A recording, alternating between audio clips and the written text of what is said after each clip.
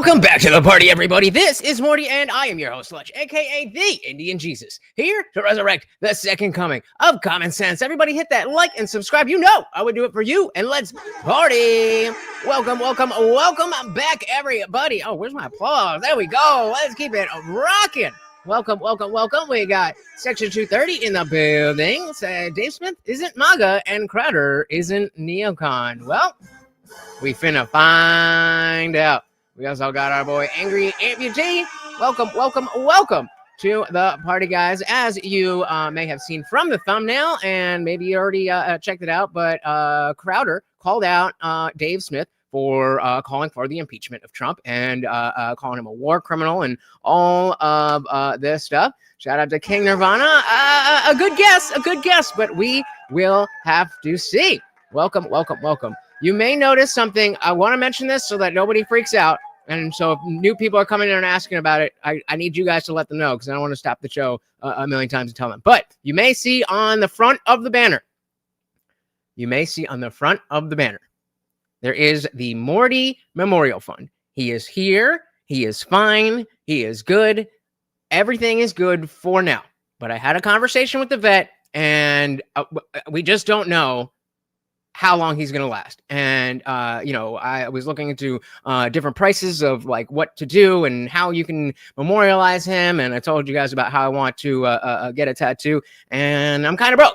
So between now and the end, if we can raise $1,500, not only will I be able to get him buried, I will be able to get a memorial, and I will be able to get a tattoo on my chest that will last forever. If you guys want to donate, that is very, very much appreciated. If not, that is totally fine too. But, our little guy, he ain't going to be here forever. And with that, let's dive right in. As always, guys, if you cannot hear the video, please do let me know. But that would be what he would do, effectively, right? If he, yes. Yeah. I think that's silly. Please welcome to the program, very funny man, comedian. He is host of Part of the Problem, a funny podcast. Go and watch that, listen to that, Mr. Dave Smith. I would kind of like, that's a political it's not a comedy podcast. I would be like, what do you mean funny podcast? Like, yeah, I mean, we make jokes because I'm a comedian and so is the co-host, but it's a pretty serious political podcast.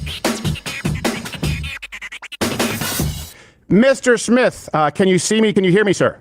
I can indeed. Do you see and hear me? I do, and I'm angry because you seem to be aging at a much slower rate than the catcher's mitt in front of you. Oh, yes. And remember, guys, so the swole goal and all that is still in effect. We still got a special treat for Morty. Every donation comes with a treat for him. All that stuff is normal, but your donations will now count both for the stream goal and the memorial fund. Thank you. Because you seem to be aging at a much slower rate than the catcher's mitt in front of you. Is that true? Yeah, it is. You got that thick head of black hair, and it's like every day I wake up and I have a new, I mean, he's got nice hair. I mean, maybe I'm a little biased here, but all right. New wrinkle. So you and John Stossel, adrenochrome, we don't need to talk about it. Did you just tell me I have a thick head of hair? Do you have body dysmorphia? How do you see yourself? Yeah, right. I feel like his hair, like you see yourself? Neither of them have super thick hair, but I mean, he's got the widow's peak, but this is a nice little floof there. I'm sure back here he's got some issues, but yeah, I don't know. I think body dysmorphia. No, I don't see myself as a bald man. I just see your hair as luscious, and we don't need to talk about that right now. This is veering into people want to see blood, kid. But look, Dave, did I miss anything as far as like plugs or the upcoming shows? I know your podcast, your ex. What's the best place for people to go find you? No, all that stuff's good. ComicDaveSmith.com is my website if people want to go check that out. But all that was good. Okay, well, and I'm very glad that we've had you on the show. I know you had some scheduling issues, and I just want to set the stage here for a little bit, and then I want to give you the floor. Look, I think here's the reason that you're on the show. For people who don't know, this goes back several months. I think that you and I agree on a whole lot more. Hey, saved it for us. We gonna have some fun. Very glad to hear it. Got my crewmate in a beautiful wooden box for them. I have two. Yeah. And I've been ever since the issue, I've been worrying about the actual event of him dying, but I hadn't really put a lot of thought into, okay, then what?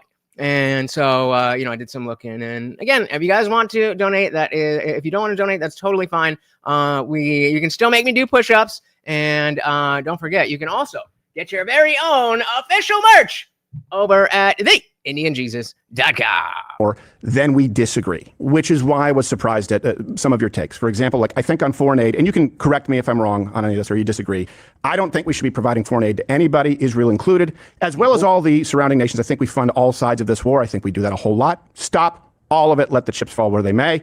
I agree with you that no one should have secret nukes. I think that Israel's nukes are so secret that Dave Smith and Steven Crowder can talk about it on a podcast, but Okay, but they're not official, all right? don't think that anyone should be able to have some kind of a different protocol on nukes.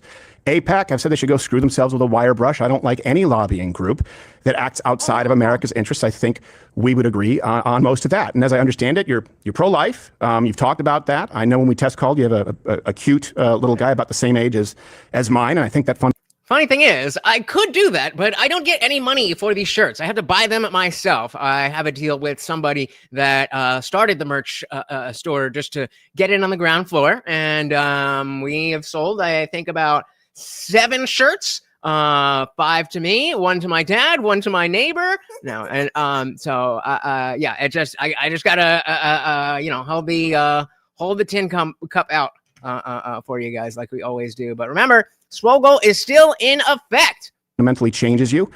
So all of these things, we'd be aligned.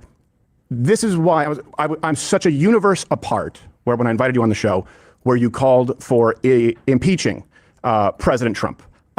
That's definitely a divergence. And I don't see how that's better for America or the movement if we agree on so much. The floor is yours, sir. Before he goes on with that, I actually want to address why I specifically used the thumbnail that I did, where I'm calling Crowder a neocon and Dave MAGA, and I think there's a discussion here about the I don't know if it's diversion is the right word, but the breaking apart of the Republican Party. When wokeness was what it was, the woke left was what it was, then we were all in that same boat. We've talked about this before. And now that battle is winding down, it's certainly not over, but it's winding down, then you're starting to see a lot of the differences between people in the anti-woke left boat starting to diverge. And so I think it's fair to say that, especially from this discussion, that Crowder is far more in line with the establishment, who now is Donald Trump, and Dave is more about America first, whoever, whatever that means. And I personally put MAGA in the America first category. And so I think we're going to see people like Steven Crowder kind of retreat further and further back to the establishment. And people like Dave are going to bring up this new movement that is going to challenge the GOP as the Democrats are doing whatever they're doing. AOC, I guess. America or the movement if we agree on so much. The floor is yours, sir.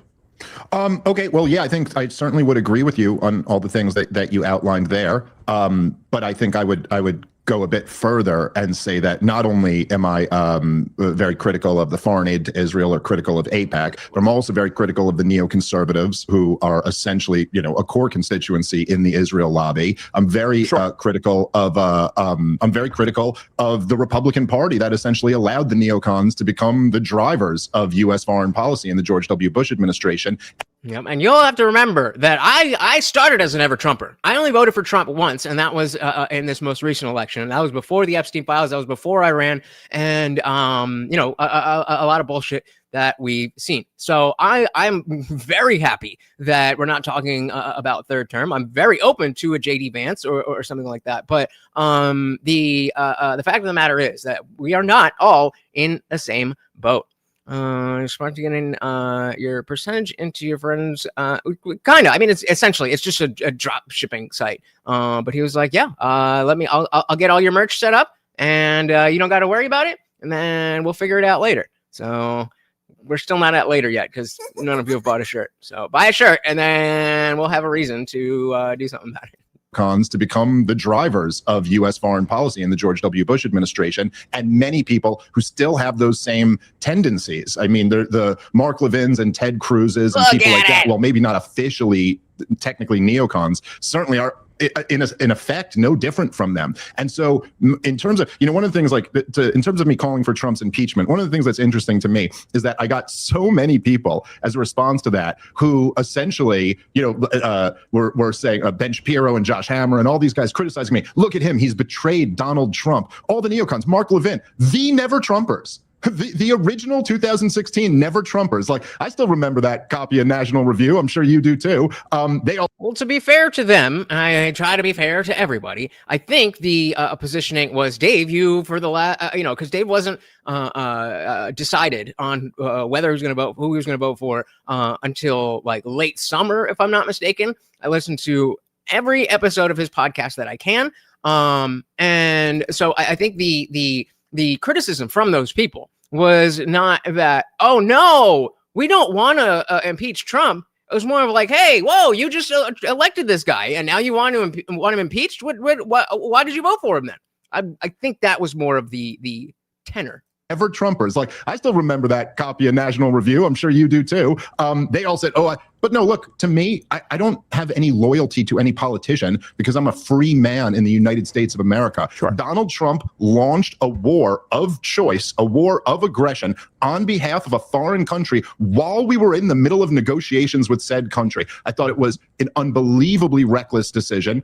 Thankfully, at least for now, it didn't turn into a catastrophe like many of the other conflicts have. And Trump deserves certainly a good portion of the credit for that. But no, I don't take that back at all. I believe that America should only fight wars when America is threatened. And I don't believe in this adventurism, which I think is absolutely crazy, which continues under the Trump administration, continued under the Biden and obviously the Obama and Bush administrations. I'm against all of this stuff. So yeah, I was loudly in opposition to the Iran war. Okay.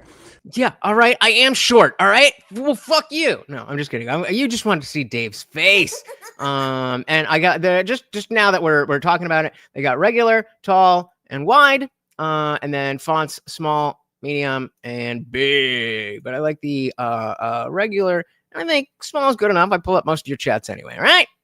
That's it. Yeah, fuck you. Short Kings! Stuff. So yeah, I was loudly in opposition to the Iran war. Okay. And I think that's fair. I think some of what you just said I agree with. I disagree with some of the premises, but it sounds like you're saying you still support the idea, or did at that point in time, the impeachment of Donald Trump. And this is where I think I as much as I love Dave and as much as I understood where he was coming from, I think impeachment, I was like, god damn. But he did make a strong argument. I did not agree, but he's definitely justified in what he's thinking. Shout out to Captain Cabbage. Welcome to the party. So Crowder definitely went with the Kathy Newman approach on this one. Oh, man. So what you're saying is that he dressed like a woman? Is that what you're saying? Welcome. Very good to see ya. Support the idea, or if you know about Kathy Newman, you know. Did at that point in time, the impeachment of Donald Trump. And this is where I think we diverge. And I know that you've also pointed this out. And by the way, I think rightfully so. You're a libertarian, but you are not an open borders libertarian. You've talked about the need for borders, correct? Yes. Yeah. Because I always said, small L libertarianish, but I've always labeled myself conservative. I've never agreed with him on that. Were you ever at any point, like the Reason Magazine sort of open borders approach to libertarianism?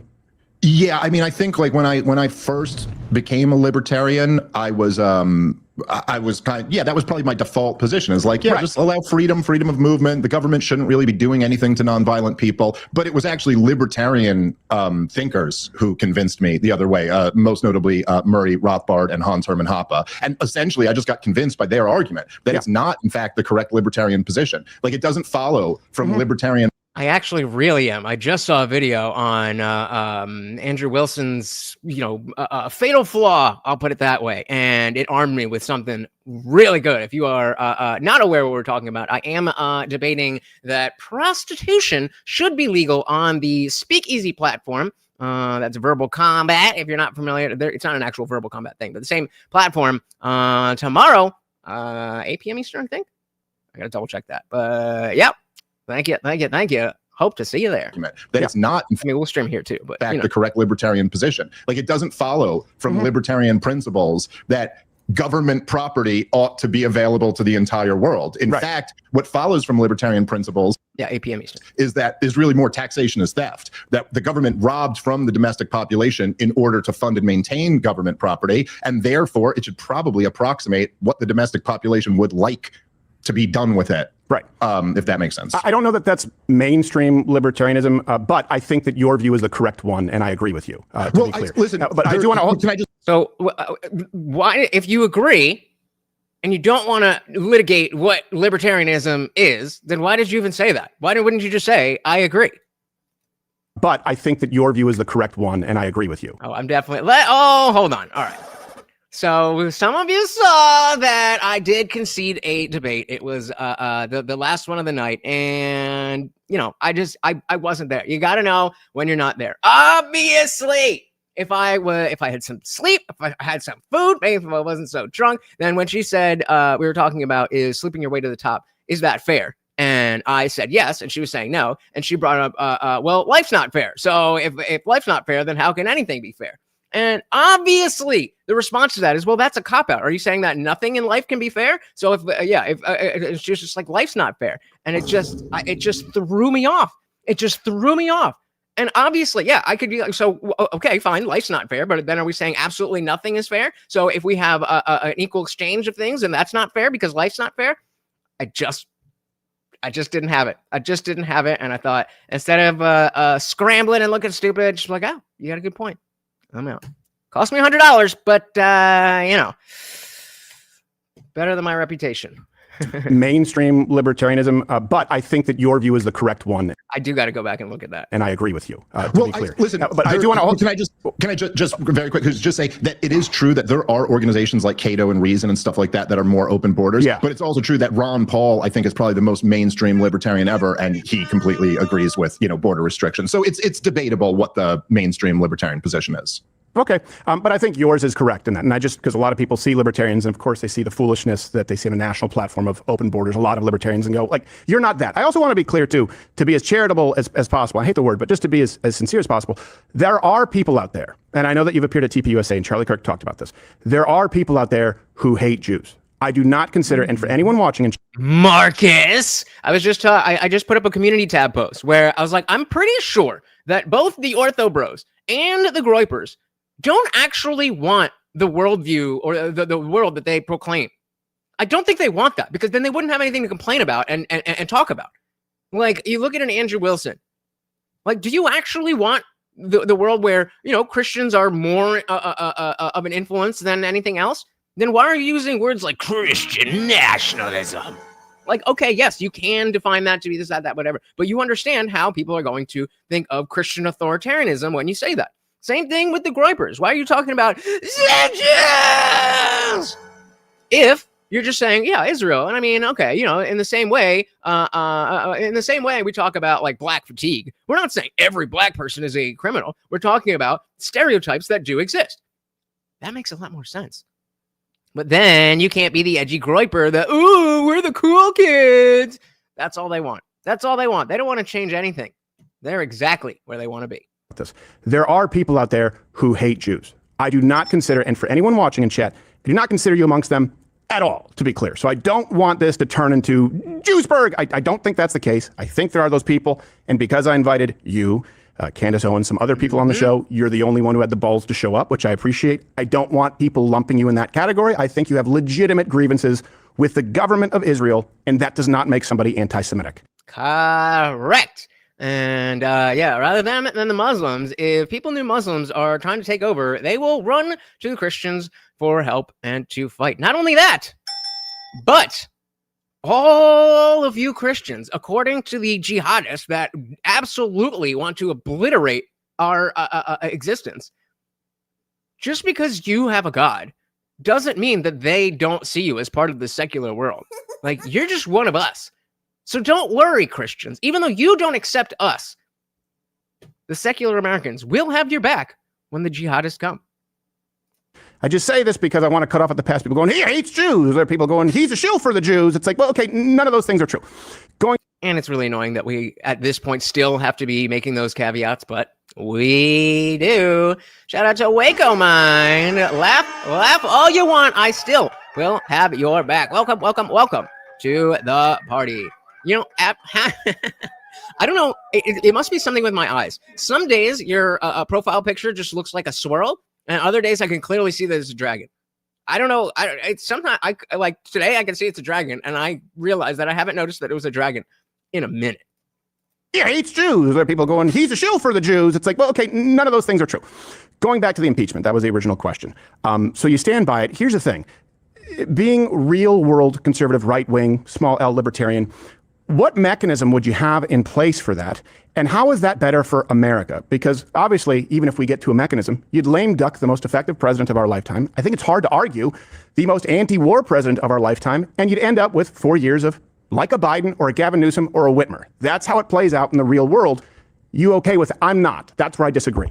So I agree with Crowder so far that even though one is justified to say what Trump did with the Iran thing and potentially starting World War III, luckily it didn't happen, but it could have, would be grounds for impeachment.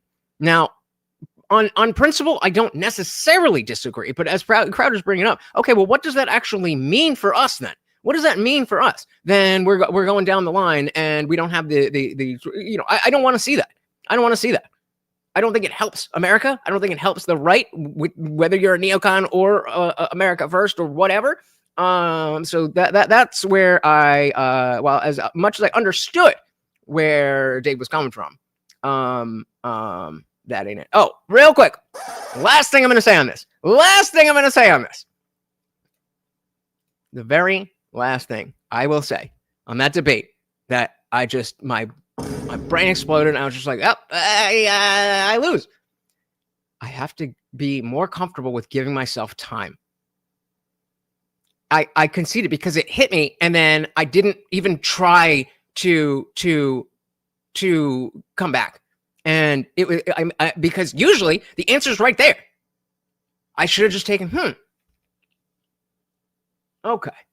So if and I probably would have won. But hey, you win some, you lose some, you learn. And what I learned is slow the fuck down. That's how it plays out in the real world. You okay with it? I'm not. That's where I disagree. Well, I think. Let's run that back a little bit. And you're president of our lifetime. I think it's hard to argue the most anti-war president of our lifetime. And you'd end up with 4 years of like a Biden or a Gavin Newsom or a Whitmer. That's how it plays out in the real world.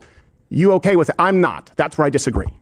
Shout out to Colby. Welcome. Yeah, that's just what I was saying. But you live, you learn. You live and you learn. And that's exactly what I want to say is that if I had felt like I was comfortable sitting back and just thinking about it for a second, then I would have kept going.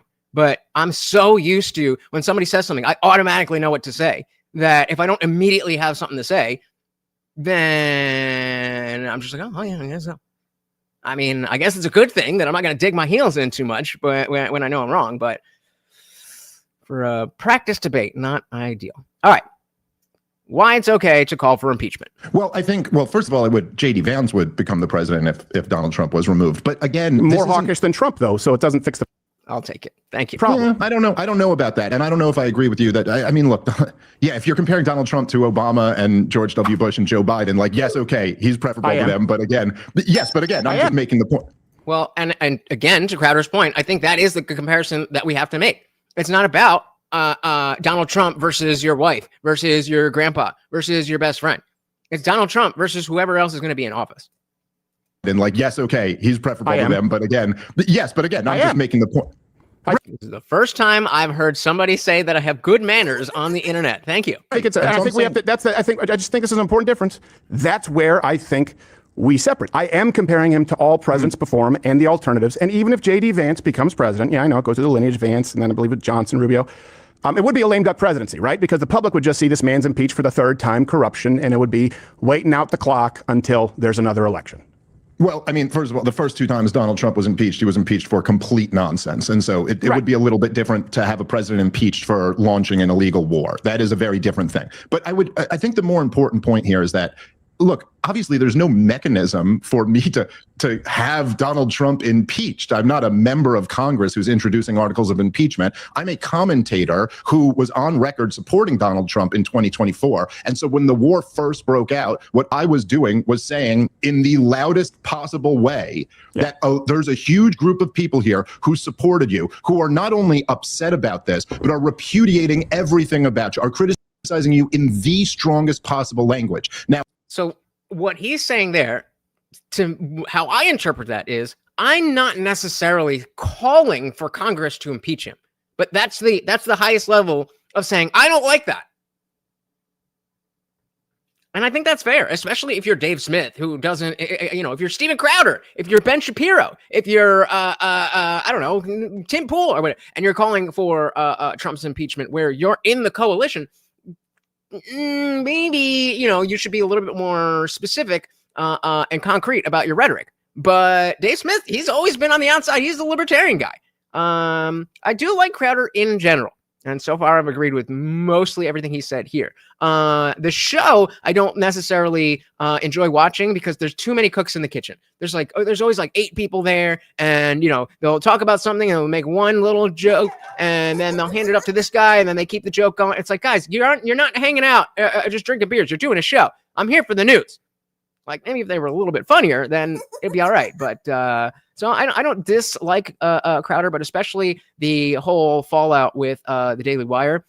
I felt he handled that very, very badly, and it put it put a bad taste in my mouth. If you don't remember, he was like, "Oh, we've got this contract. I'm not going to say from who, but it's so bad and da da da da da. I'm doing this for you, the young creator, to make sure that you never get in anything like this. So email stopbigcon@whatever.com."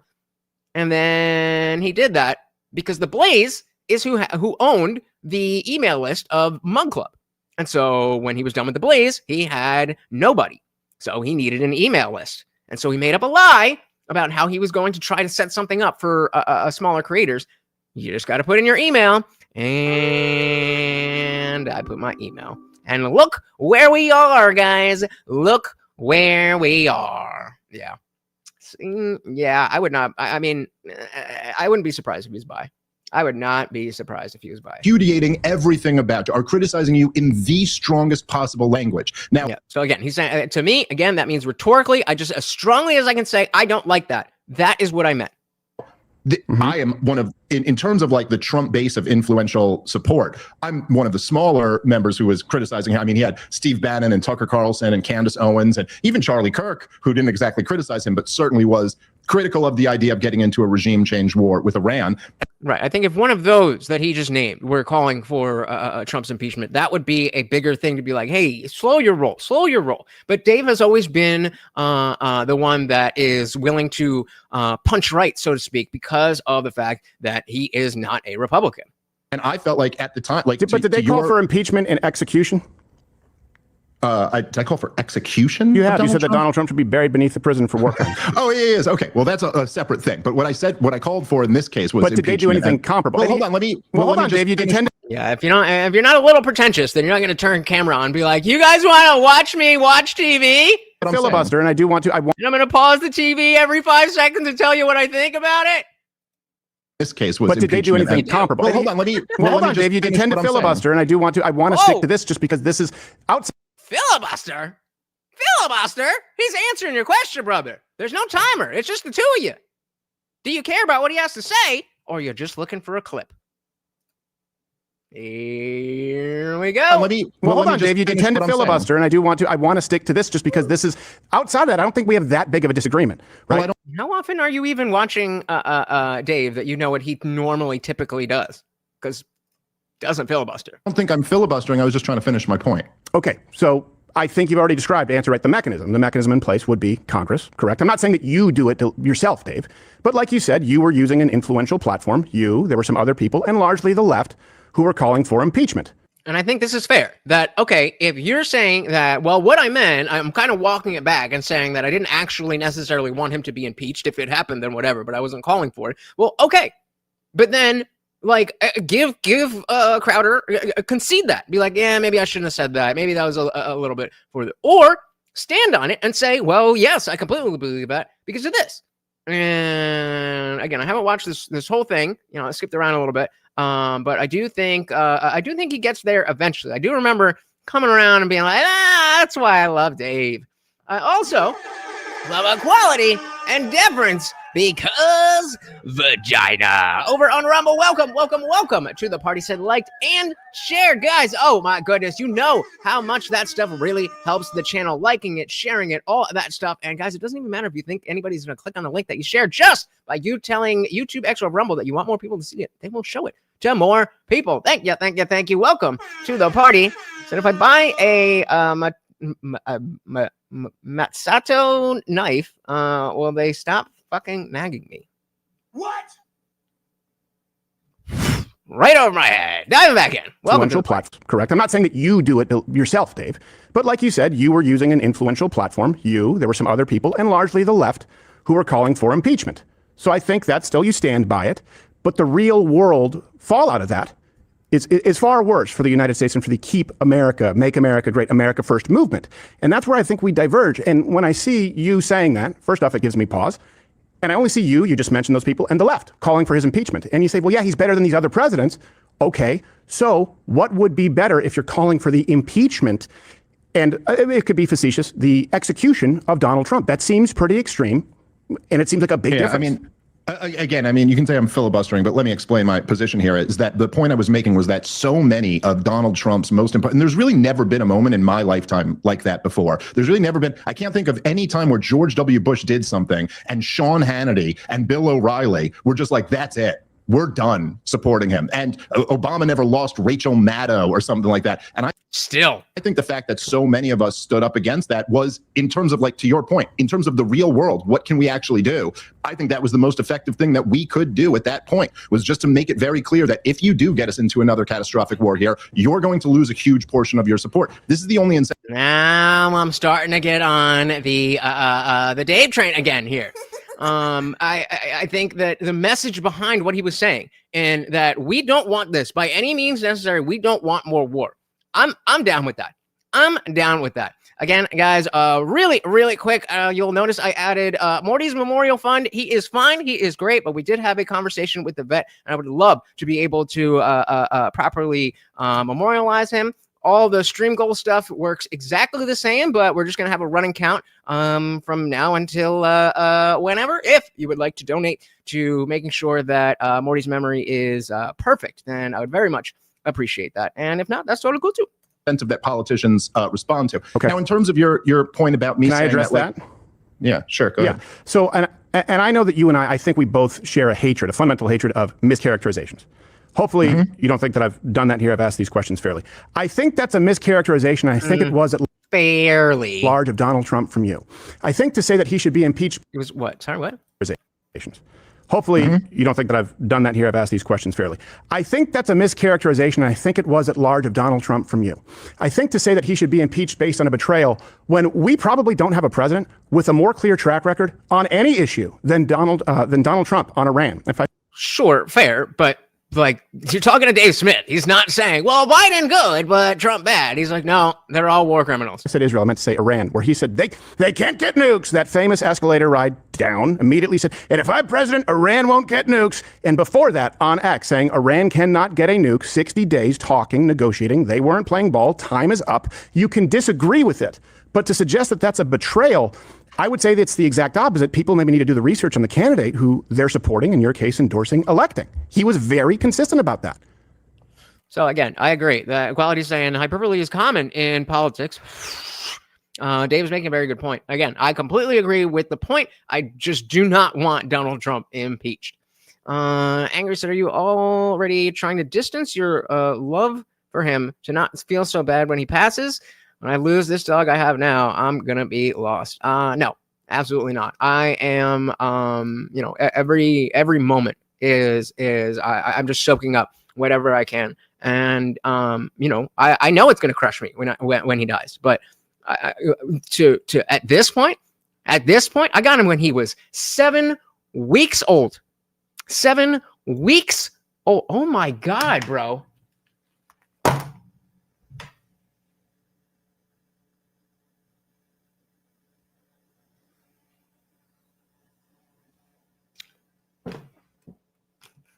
I got him 15 years ago as of Halloween.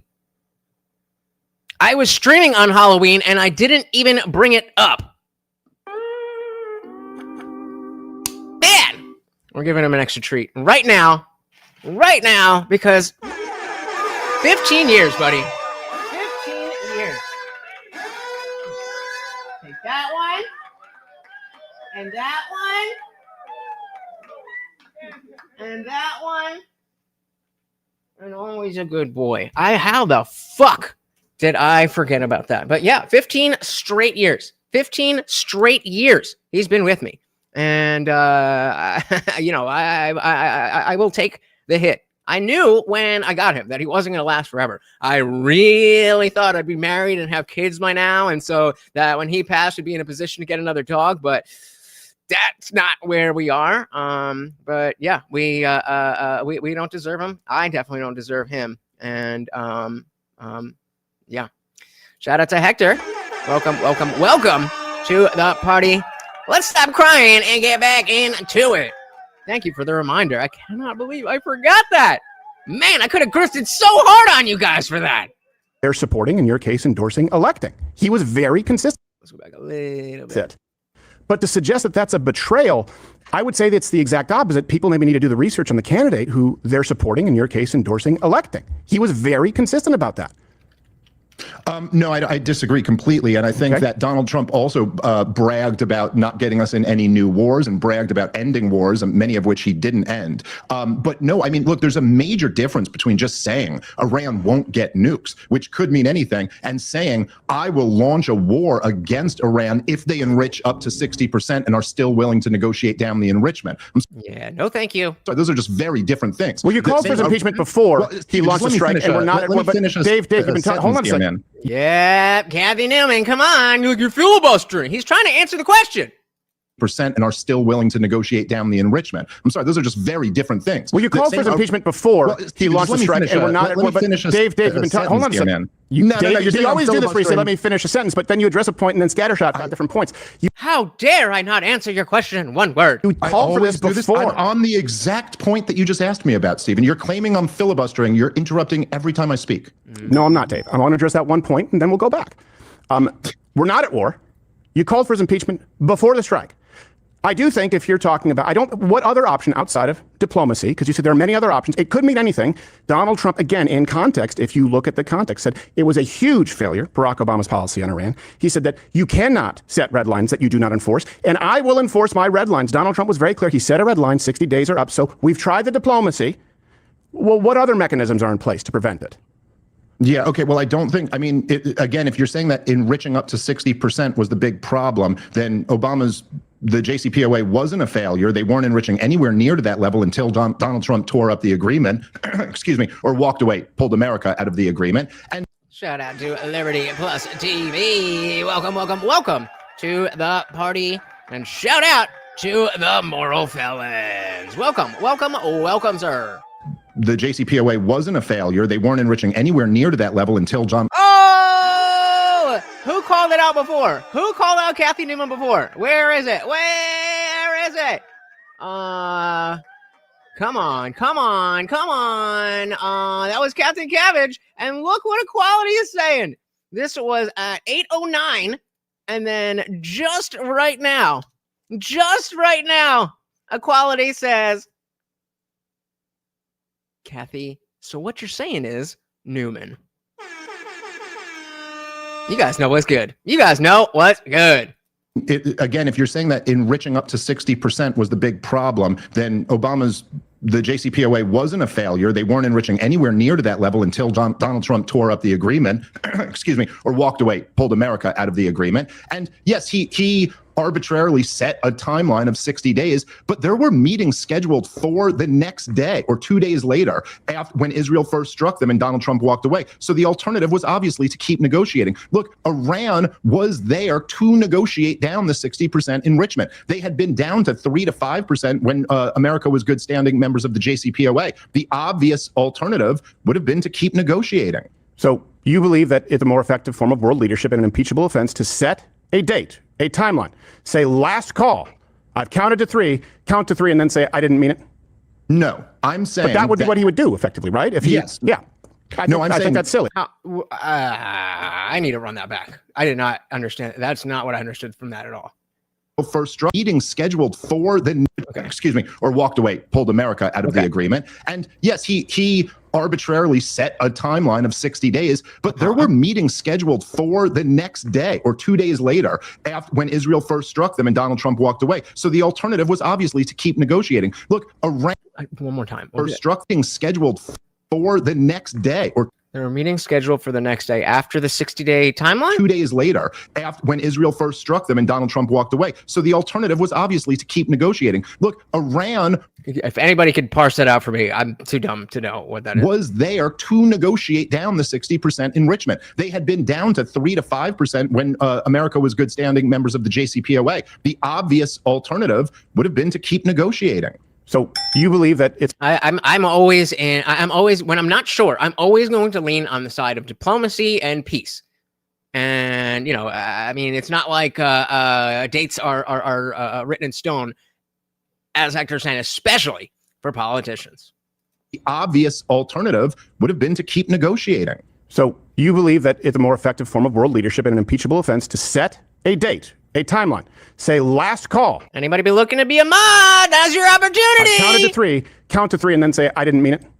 No, I'm saying But that would be what he would do effectively, right? If he, Yes. yeah. I think that's silly. So I agree with the assessment that if we're going to say, okay, it's the last call, just kidding, that's a bad thing. And Dave just said yes, that is what was happening. So now I need to hear from Dave why it was okay to do the silly thing. For a president. Okay, right. But that's not what I said. But you think what you said is silly. Okay, but what I'm Okay, so he's saying no. Okay. No, he did say, right, we're 60 days up. Ooh, Dave's getting mad. okay, but what I'm saying. No, he did say, right, we're 60 days up. Was Iran negotiating? Did Iran come to the negotiating table? Did Iran allow Just inspections? finish whenever you want to, and then I'll try to. Oh, I asked you that. We're 60 days up. Did Donald Trump come to? Can you guys notice that stuff for me? Like the types of emotions and looks and like when I get triggered or when I get lechisms like that? 3. Yeah. So he should continue. But, I asked you that. Were the 60 days up? Did Donald Trump count to 3? Yeah. So he should continue negotiating after he sets a red line. Yeah, well, well, no, Stephen. It's a little bit more. It's a little bit more than 1 cent. Okay. It's a little bit more than 1 centimeter deep. Okay. Please enlighten me as shallow as I am. Dude, it's like you just. I know. Go ahead. No, just a lot of people told me that. Watch out, he's going to be constantly interrupting you. But I didn't realize it was actually going to be like this. Okay, so Donald Trump. What happened was Donald Trump had signaled at the beginning of the negotiations that he would be open to some enrichment, but that he wanted it to be brought down. And then Mark Levin and all of the hawks, they insisted that you put in the poison pill of absolutely no enrichment of uranium whatsoever. And he went along with that. And Iran was like, yeah, that's right. And then he set the 60 days. Now, look, so Liberty said he's saying they had meetings set up to negotiate. So I'm going to try to boil this down in the 5th grade version.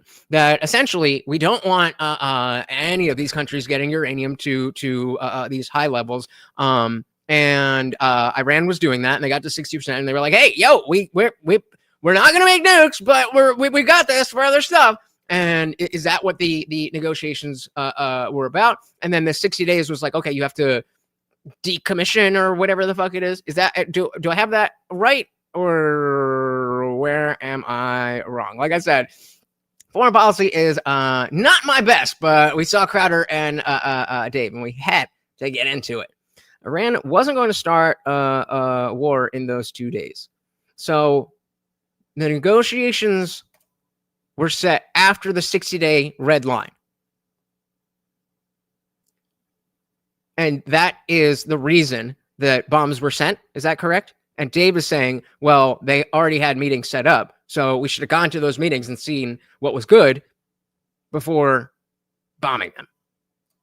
Give me a percentage correct. Is that 80% correct? I'll figure it out by the rest of what they're talking about. Gave them a timeline. Things didn't get worked out, but they were still negotiating, and they just blindsided them. Who blindsided who?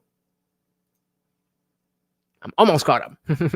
Whoever. And he went along with that. And Iran was like, yeah, that's and then he set the 60 days. Now, look, I think it was a bad move to ever put that poison pill in and to ever set those 60 days. But yes, at that point, once you've done that, diplomacy in this case was obviously preferable to force. And I think, in fact, probably we are in a more likely position now that Iran breaks out and tries to get a nuclear weapon than we were if he had continued the negotiations. But so if we had been continuing the negotiations, well, let's see, Quality saying, I think he means Trump just asserted something in public when there were already negotiations scheduled for the next day. So yeah, I mean, again, I'm not claiming to understand the ins and outs of this, but I definitely, I'm always going to lean on the side of, especially with the deal maker, I make deals, let him make a deal. Guys, we got 13 people in here and only 5 likes. It is free. It is easy. Please, guys, do me a favor. Hit that like button. Thank you so very, very much. That Iran breaks out and tries to get a nuclear weapon than we were if he had continued the negotiations. But certainly you exhaust the negotiations. You try diplomacy as much as you can. War should always be an absolute last option. And he didn't exhaust that. Instead, he supported attacking them in the middle of the negotiations. That is dishonorable. It is unethical, and it's bad leadership. Yeah, I don't think it's dishonorable. I don't think it's unethical, and I don't think it's bad leadership. I think it would be bad leadership to allow a country to completely flagrantly disregard their own agreements, to not honor their word, to have international oversight committees that you cite, Dave, as the gold standard, saying, yeah, they're only a few weeks away from this kind of dangerous uranium enrichment, and then to say, you know what, let's continue diplomacy. So here's my question to you. Because you said impeach, you said war crimes, and it sounds to me like there's no president in our lifetime who you wouldn't bury beneath the prison for war crimes. Can you name one? No, I think every president in my lifetime has been a war criminal. That's right. So then when you're trying to talk to Dave in this this framing of, well, Trump versus the left versus this guy, he's like, yeah, they're all bad. They're all bad. War crimes. Can you name one?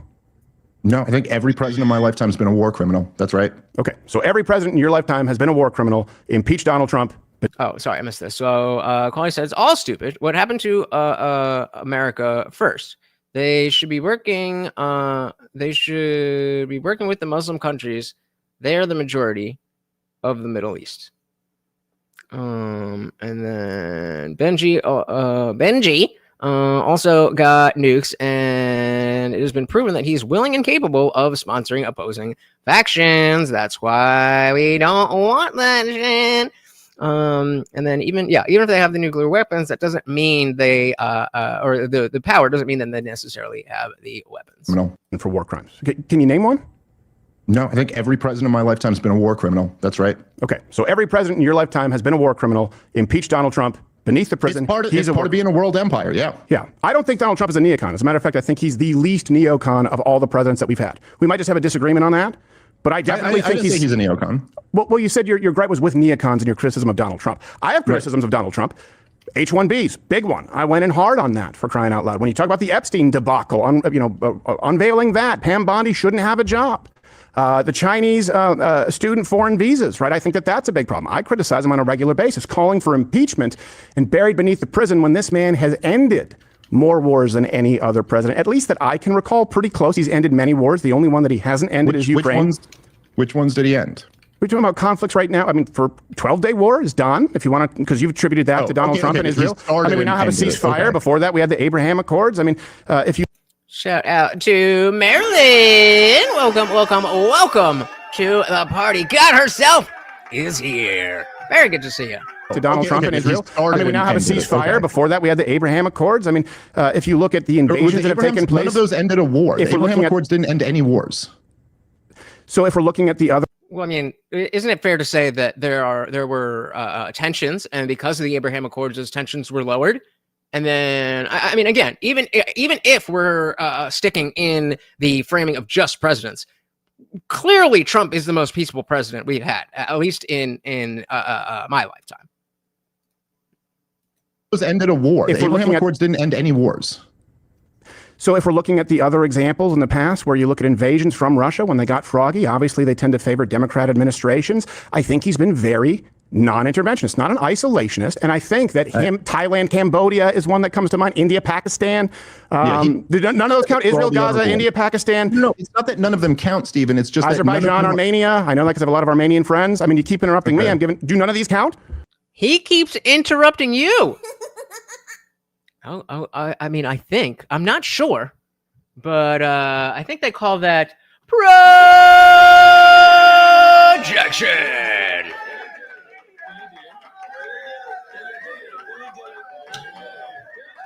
Dilly. Azerbaijan, Armenia. I know that because I have a lot of Armenian friends. I mean, you keep interrupting me. I'm giving. Do none of these count? I don't think any of them are wars that Donald Trump was conducting that he ended. I mean, Donald Trump, look, in his first 4 years, he inherited the war in Iraq and the war in Afghanistan. We had troops in Syria. We had troops in Somalia. He talked about pulling them out. And in fact, I think he was the major reporting about him being lied to about the number of troops in Syria, but he never did get them out. He kept the war going in Afghanistan for 4 years, surged it, even though he knew it was an unwinnable war. I will give him credit, he eventually wrote the plans that did get out, but it was for his second term. And then, of course, he left it to Joe Biden to completely fumble. I mean, they stole the, are we allowed to say that yet? I don't know. But, I mean, we all know what happened there. Like, God.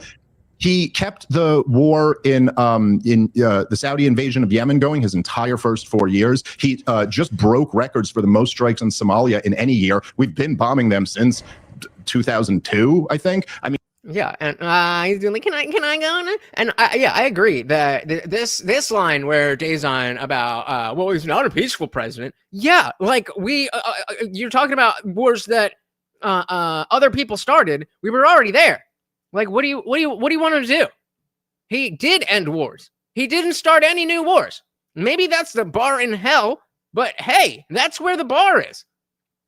And I'm personally very, I was not in line with bombing Iran, but everything before that, he was the no new wars peaceful president. So we got to keep in mind, Trump didn't end Zelensky versus Putin, even though he promised. I mean, he has been doing. I mean, fair, but like a campaign promise is a campaign promise. You are correct, but I think the fact that nobody has a fucking Ukraine flag in their Twitter bio anymore should be worth something. In any year. We've been bombing them since 2002, I think. I mean, I don't know. And he's backed Israel his entire time in their destruction of Gaza, and he's failed to stop the war in Ukraine. So, like, again, his rhetoric is certainly better. And there are a few things I could look to that I would point to, go, hey, he did a really good job there. But I don't know. I don't really agree with your overall characterization. Well, it's not that you disagree with my overall characterization. Your question was, name me any wars he's ended. And then you move the goalposts, right? Yeah. You meant to say, what wars did he end that he started? Which is also a criticism that you give when you say that we're not in World War III. He's like, yeah, well, but we could have been, but we're not. So I'm not really sure what Dave is trying to get at. I'm with Crowder right now. Like, what are you saying? U.S. wars? You're supposed to end U.S. wars? I mean, sure. I mean, ending any war is good. I'll go out on a limb and say ending any war is good. Name me any wars he's ended, and then you move the goalposts, right? No. When I said wars he's ended, I didn't mean like he picked up a phone call and then a conflict like between two other parties. I'm saying wars that America's been involved in. So diplomacy doesn't count there. Or fighting. So none of those would count. That's good. No, I'm not saying it doesn't count. I'm saying it's not exactly a war he ended. Well, I want to have this conversation in good faith. And if you say, name me any wars he's ended, and I go, okay, Thailand, Cambodia, Israel, Gaza, ceasefire, Armenia. So you're making a good point, because the way I'm thinking about it is more diplomatically, that the war is over, so that's good. But you're absolutely right that if that takes us stepping in, the caveat I'll give is that if we were already there. If we're already there, then Trump gets credit for ending wars where the U.S. is already intervening in foreign affairs. If we're getting out of that, Trump gets credit for that. I'm totally with you, and I don't want to be in any kind of regime change or foreign wars. But I'm just saying I don't see where Dave is. Like, what exactly is the issue? What exactly is the issue, Dave? And if you say, name me any wars he's ended, and I go, okay, Thailand, Cambodia, Israel, Gaza, ceasefire, Armenia, Azerbaijan, you could argue, hold on a second. You could argue that Yemen is really a proxy war with Iran, which kind of brings us back to the initial point. It's certainly more than other presidents. So picking up the phone and engaging in diplomacy, which I thought you would be supportive of, he's done it more than other presidents. That's what I had in mind. But you're absolutely right. And I would say he's set apart pretty significantly, which is why I don't want to impeach him. I don't think that would make America stronger, more effective. I think it would make us weaker. I concede. I'm wrong. You're right. Throwback, if you know, you know. That's really the crux of this. I think he's better than other presidents. I think he's the most effective president of our lifetime. And I don't think it's an impeachable offense. He asked me which wars did he end. I just gave you a list. Do those count? Well, it's again not okay. Look, if you're talking about the war between Israel, if you can call it a war, Israel's destruction of Gaza, yes, after funding and facilitating the whole thing for his entire second term of his presidency. Thank you for the likes, guys. That stuff really, really does help. He's gotten a very loosely holding together ceasefire as of right now. So yes, as I've said on my show and said publicly, I give him credit for that. That part was better. The funding it for the his entire presidency, which you seem to agree with, that part was wrong. I agree with the funding of it, you're saying? No, I said no. You agree that funding it was wrong, which you already said. Oh yeah, I agree with you. Yes, yes, yes. You agree with me. No, I'm just making. Yeah, I agree with you. Yeah. So okay, you and I share that same common ground, but I just think it's important. Okay, Dave, you said interrupting. I've got a timer clock going. I don't think you're going to like the way it looks. Projection. Again. I gotta get that on the sound, but there's definitely something we can get rid of to get in again. Quality said, I think Dave was referring to the wars the USA was fighting, not just any conflict on the planet. You are correct, sir. You are correct. Dave, you said interrupting. I've got a timer clock going. I don't think you're going to like the way it looks. Okay, so I was listing the other examples of Donald Trump being a non-interventionist in comparison to Biden, for example. Even just using your example there, talk about funding the war, Israel, Gaza. Ceasefire's pretty damn quick into Donald Trump's presidency. And I'm not saying it's perfect. I think it's better than no ceasefire. I think picking up the phone and ending conflict is better than not, but we still find ourselves at the intersect of impeachment. And so, let's move on, you stand by it. I believe that the impeachment, which you called for before the surgical strike on Iranian enrichment facilities, was based on him starting another illegal baseless war, right? Yup. Shout out to Morgau's Hammer in the building over on Rumble. Welcome to the party. Said liked and shared again. Thank you. So very, very much. Again, guys, that stuff really, really does help. And it doesn't even matter if you think anybody is going to click on the link that you share just by telling the platform you want more people to see it. They will show it to more people. Thank you. And welcome. Enrichment facilities was based on him starting another illegal baseless war, right? That would be the reason for it? Yeah, sure. A war of choice, a war of aggression, an illegal war. The Constitution is very clear. You need Congress to declare a war. Every single war since World War II has been illegal. There was absolutely no need to launch those strikes. They pose no threat to us. Okay. So that's where I would disagree, but I also understand that you're consistent, and I do appreciate it. You think that every war since World War II is illegal, every military strike, and every president is a war criminal who should be executed. I don't think that's realistic. And if you look at the War Powers Act, it delegates the authority exclusively to the president to make that kind of a call, and they have the right to withdraw.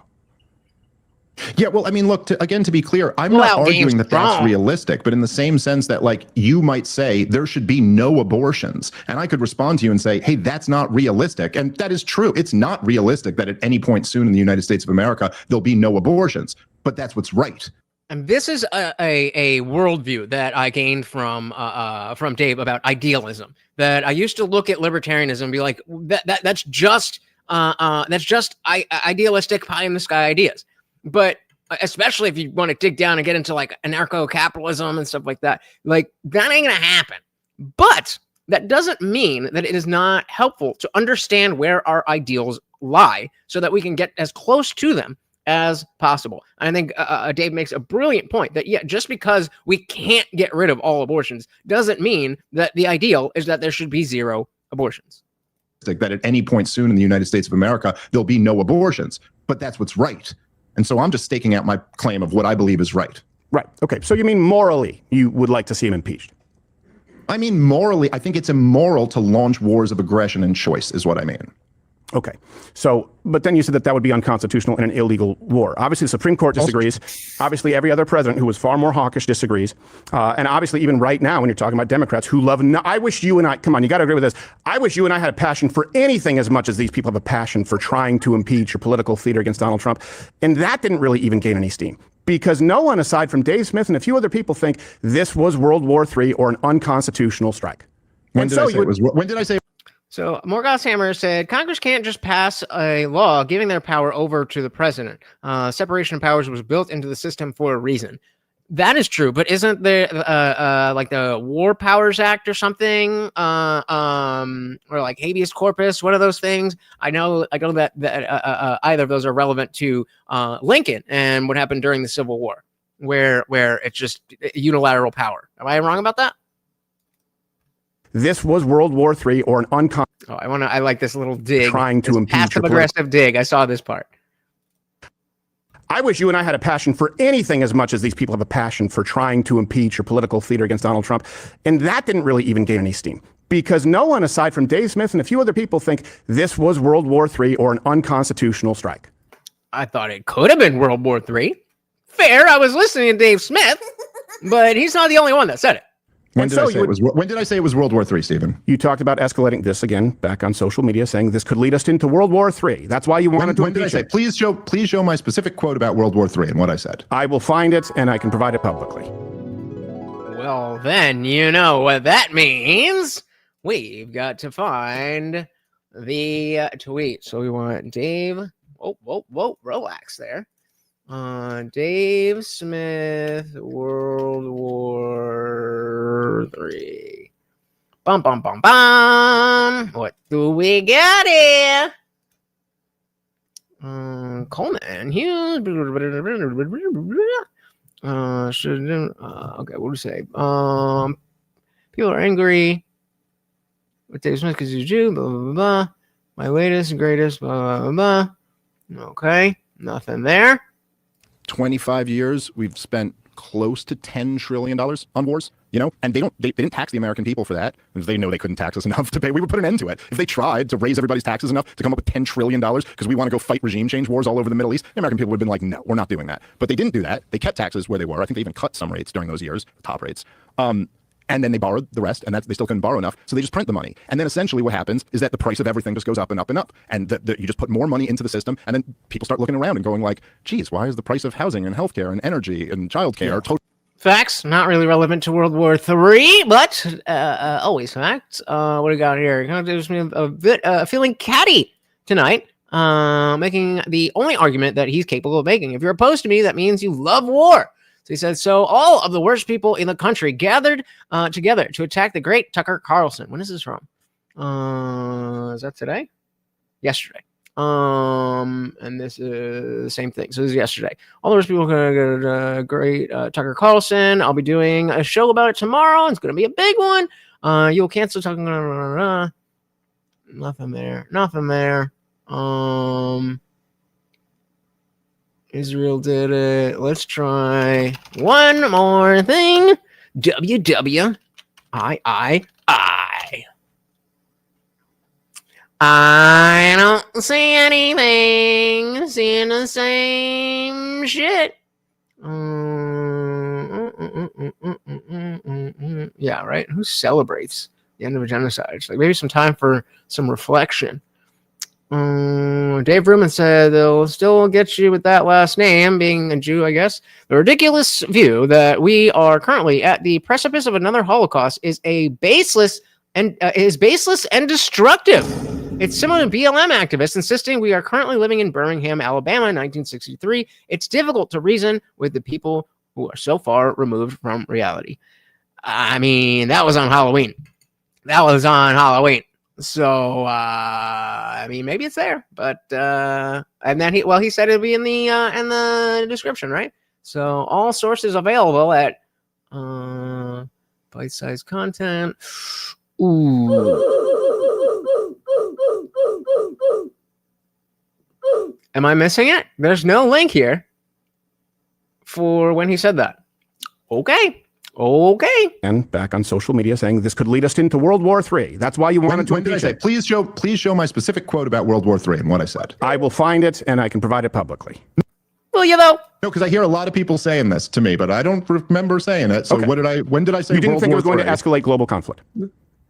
Because of Nick Fuentes. Oh, I was concerned about escalation, but that's a very different thing than saying this is going to lead to World War III. Okay, well, You're talking about Tucker hasn't said anything or Dave hasn't said anything? I'll rephrase then, because you did say you didn't call for it. I'm like, well, bearing beneath the prisoner's execution, right? I don't want to do the wordplay thing. If you didn't say World War III, I apologize. It would be other people. I'll clarify that. No, I'm not. So thank you. Morgoth's Hammer gives us the War Act. War Powers Act contradicts the original drafting. If you want that fundamental change, it would require a constitutional amendment. But that's not how it worked, right? Or is that not the same thing that Lincoln invoked? Is the War Powers Act different from habeas corpus? What's the difference between the War Powers Act and habeas corpus? We're learning. So the War Powers Act of 1973 to limit the president's power to send the U.S. troops into combat without Congress's approval. Passing the Vietnam War. President must notify Congress in 48 hours of sending armed forces into combat. Troops can't stay longer than 60 days unless Congress approves an extension or declares war. The goal is to reassert Congress's constitutional authority to declare war and prevent presidents from unilaterally engaging in long-term military actions. How's that working out? Okay, so ensure the War Power Act limits executive war-making authority. So I thought it was the other way around, that it's giving him war powers. But so then habeas corpus is to protect individuals from unlawful imprisonment. Gotcha. So is there interesting. So when I've always thought when we're talking about the War Powers Act and that kind of thing, that it's a situation where Congress gives up more power to the president because we want to streamline what's going on because of a war. Shout out to Boss. Welcome to the party. Very good to see you, sir. Wild poll. Well, make sure you guys hit it. Where we are? We're teetering. Steven Crowder is winning, but I'm gonna keep it up a little bit longer as we get deeper into this. If you didn't say World War III, I apologize. It would be other people. I'll clarify that. No. I'm not listen, I'm not saying you are lying. I'm just pointing out I don't think I said that. Well, can we agree that was a tenor and tone for a lot of people calling for impeaching Donald Trump? I certainly was. Escalation, global conflict. Mm-hmm. Right. There were a lot of people concerned about that. Yes, sure. Exactly. Is that where we are? Thankfully, no. But that wasn't what Dave was ever saying. This is definitely going to happen. Thankfully, he was wrong. But not because he had, not because of anything except, Iran, being willing to come to the table. Concerned about that. Yes, sure. Exactly. Is that where we are? Are we in World War III? No, I didn't say World War III. Has it escalated or has it de-escalated? Because I'm looking at it. Hold on a second. I said don't impeach because I actually think that our only chance at de-escalation is a president like Trump. And I think at this point, he wasn't impeached. I think an unbelievable surgical strike, agree or disagree with it, was conducted with no collateral damage, with planes out over the ocean before they woke up in the morning, and no one even said a word. That's why they couldn't retaliate, because they have no way to. I think the 12-day war ended. I think we have a ceasefire agreement in Israel and Gaza, and I think we're better off. I think objectively there's been de-escalation as opposed to escalation, and I don't think that's by accident. And I think if we impeach him and we follow that doctrine, I think we end up in a much worse place. And again, switching back and forth and trying to navigate all of this, I agree exactly that impeachment is not a good thing here. That being said, I agree with Dave that this was not the best way to go about things. And just because we're not in World War III doesn't mean that choices were made could not have led there. I think that we would be in a much better place if Donald Trump had simply moved to cutting off all foreign aid to Israel and supporting this war and not attacked Iran in the first place. But yes, it is absolutely, okay, but that's a pretty big deal. That is a big deal. So it is absolutely true that after we dropped those bunker busters on the Iranian nuclear sites, and then they responded with, the kind of a typical Iranian response where they just wanted to save face, but really wanted to make sure that they didn't escalate the situation at all and gave advanced warning before they sent those missiles back. Donald Trump took that off ramp immediately and did de-escalate things after that. And I think it's great that he did that. Again, the whole thing never needed to be started to begin with, but we'll see. We're kind of in halftime of this war now, and we'll see where this goes. And this that tweet that he had about who celebrates the end of a genocide. It's like, well, is it the end of a genocide? I don't know. And guys, if you are just joining us and you notice the Morty Memorial Fund there, Morty is totally fine, but I did have a discussion with the vet. He's not going to be here forever, and I would love to be able to memorialize him in the way that he deserves.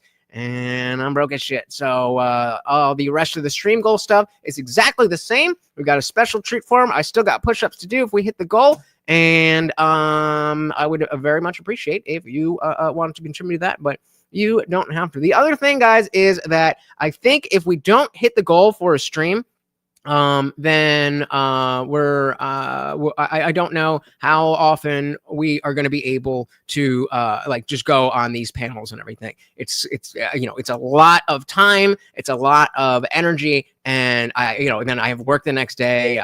It messes with my food schedule and everything. So if you guys enjoy it, then we gotta hit the goal. We gotta hit the goal. Hey, starting us off with the $5. Thank you, Angry Amputee.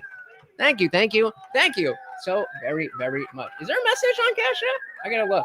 Hold on. I don't even know if it says for the Morty Fund. Thank you so very, very much. Angry Amputee, our new sponsor of the stream. Thank you so very, very much. Let's dive right back in. I think it's great that he did that. Again, the whole thing never needed to be started to begin with, but we'll see. We're kind of in halftime of this war now, and we'll see where this goes. Every time Netanyahu's interviewed about this, he's still talking about the capabilities that Iran is building back up. They're vowing to rebuild their nuclear program. Donald Trump is saying that'll be a big problem if it happens again. I don't know. We'll see. I don't think Iran's saber rattling is anything new. There we go. The first $5 in the Morty Memorial Fund. Thank you so very, very much. And it counts towards the stream goal. Very much appreciated. Right. I think that's happening no matter who's president. Yeah, that's right. And we'll see. We'll see. And real quick, sorry guys. I'll back that up again. But yes, if you do send a Cash App, Venmo, or anything outside of either a Rumble rant or a super chat, please do let me know because the notifications aren't always there. Thank you again, Angry Amputee. A big problem if it happens again. I don't know. We'll see. I don't think Iran's saber rattling is anything new, right? I think that's happening no matter who's president. Yeah, that's right. And we'll see. We'll see where this goes. I do think the ceasefires are pretty new. I think they're pretty unique, and I think it's kind of it's not going to last long. A call card of Donald Trump, which is why I wouldn't want to see him impeached or buried beneath the prison. I also, and here's the thing: when we're talking about Israel funding the war, we can go to that. We can go back to Iran if you would like to, but I agree with you in not funding, and this is a genuine question. If we stop funding Israel, right, stop foreign aid, I want to use please the correct term, foreign aid to Israel, as well as, for example, Syria, list the country. My answer is yes. We also bridled Israel quite a bit, which I will say I'm a fan of. They don't know what the fuck they're doing. One of the greatest moments in presidential history. Was it though?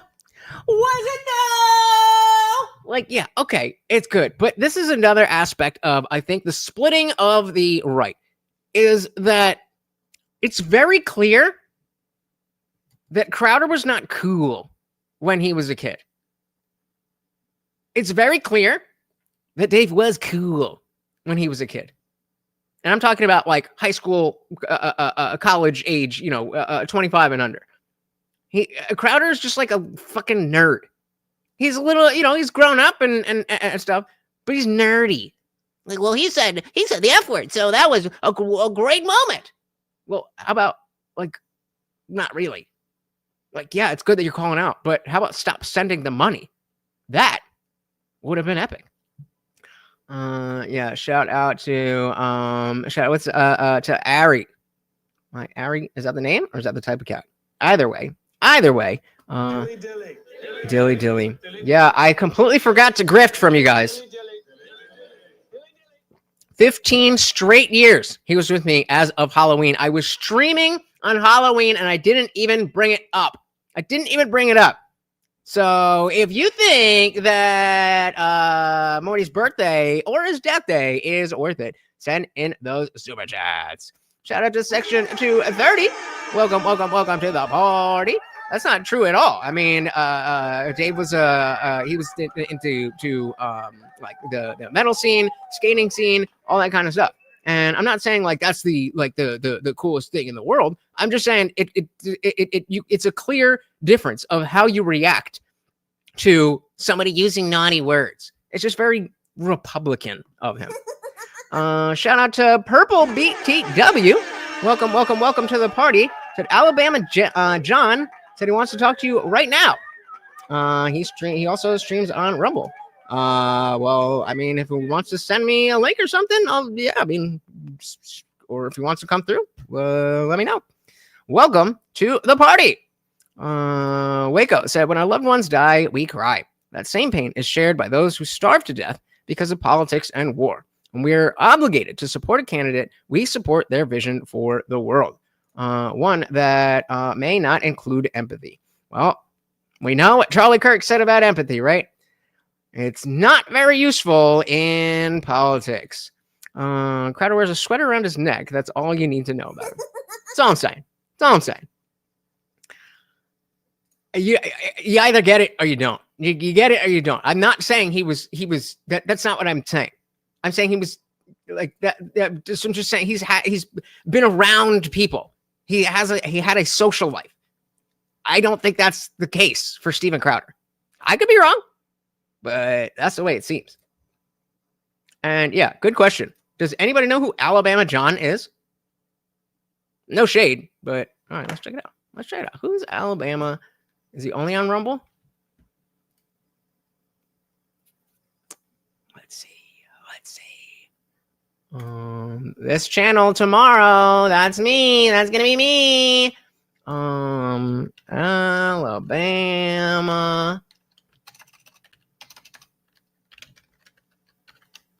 But see, guys, notice how if Alabama John had come through and just like, I want to talk to you right now, then I probably would not have stopped the show. But yet, here we are. When it comes from the chat, it means a lot more. Alabama John. What in the fuck is this? Hold on, let's see what this is real quick.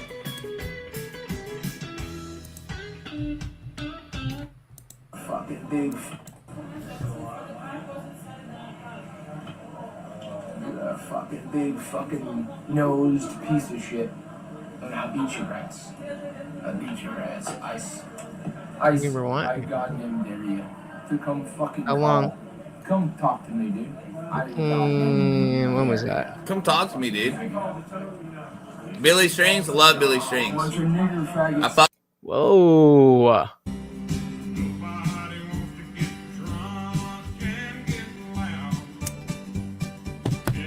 Big dog. Look at that. You just got followed, big dog. It's too late to call me a fucker because you just got followed, big dog. Did we win? We're winning, Perry. We're all winning. I think the only person that didn't follow me was Astral Doge Plays. And I would have followed them if they didn't follow me and told me what kind of content they make. I would have been like, hell yeah, dude, I'm gonna follow. I'll rage you and shit sometimes. Astral Doge Plays, follow me. We're gonna follow him back. What kind of fucking content do you make, dude? So the boys know. Look at that. Astral Doge Plays, follow me. Are you live right now? They don't want my ankle to heal, so I tell all of Rumble to schedule a conversation with the Almighty John. What is this? Wait, what? They don't want mango deals, so I tell all of my Rumble. I mean, honestly, it's helping a lot, Bert. Love the music though. Thanks, man. That's what your music. My shit goes far. Oh, fuck. I need you guys on that. Now it's gonna get fucking claimed. God damn it. Hopefully that's not enough. Okay. Well, I can't play this on YouTube. So if somebody wants to come talk to me, then come talk to me. That's about it. Yeah, looks like it's having a good time, right? Celebrity said, I used to sell drugs and play hacky sack and skateboard, but also had good grades. Everybody likes me except for a small group of wannabe gangsters, but I made the money, so they left me alone. Skipped 50% of my classes. God damn, bro. Jesus. True. All right, dive back in. We also bridled Israel quite a bit, which I will say I'm a fan of. They don't know what the fuck they're doing. One of the greatest moments in presidential history. Greatest moments? Come on, bro. I don't think there's a world in which Netanyahu apologizes to Qatar outside of President Trump walking him. And I think that we saw even since then, going in the timeline, Donald Trump and Vice President J.D. Vance saying, if they annex the West Bank, we'll stop all funding, right? I think that we're leading the dance, and I think that without the bridling of the United States, in other words, if it's two guys, we lock them in a racquetball court, Israel, Palestine, you work it out, I think you'd see a much worse genocide. But I'd let the chips fall where they may, either direction. I think it's absolutely not the case that if America wasn't backing Israel, and when you talk about this, because you say foreign aid to all the countries, right? You got to think it's not just that we prop up Israel and give them all types of weapons and intelligence, communication, and veto every critical resolution at the UN, but it's that we also prop up Jordan and Saudi and Egypt and all of their surrounding countries to be friends with Israel. And so the idea that if we pulled all of that back, Israel would be more aggressive, I just think is absolutely wrong. I think they would have no choice. In fact, it's the moral hazard that America always creates when we go in back. Like, okay, Ukraine's willing to fight and not take the deal because they got a blank check from America. And same with Israel. They get way bigger than their bridges because the U.S. is backing them up. And I think, is it bridges or britches? I thought it was britches. Well, they get way bigger than their bridges because the U.S. is backing them up. And I think we should just get out of that business altogether. And honestly, if we agree on that, there's really not much else to argue about because that's the whole game. The whole game is that America is involved already. We are propping them up. And if we weren't doing that, I don't think we ever would have even attacked Iran. I don't even think we would be talking about Iran right now. Yeah, see, that's where I disagree. And that's where I disagree. And by the way, the same people you talk about Saudi, and by the way, my answer is yes, right? Just to be clear. And just so you know, I'll get accused of being anti-Semitic for that position. I said it to Ben Shapiro on the show in 2015. I said, let's just stop funding all of it. Because if you add it up collectively, not just the nations who align with Israel, but the nations who would probably like to wipe Israel out, they technically come out ahead because we spread money around. And I think it's foolish. We would agree on that. Yeah, there you go. Pull up your britches and don't burn your bridges. I like it.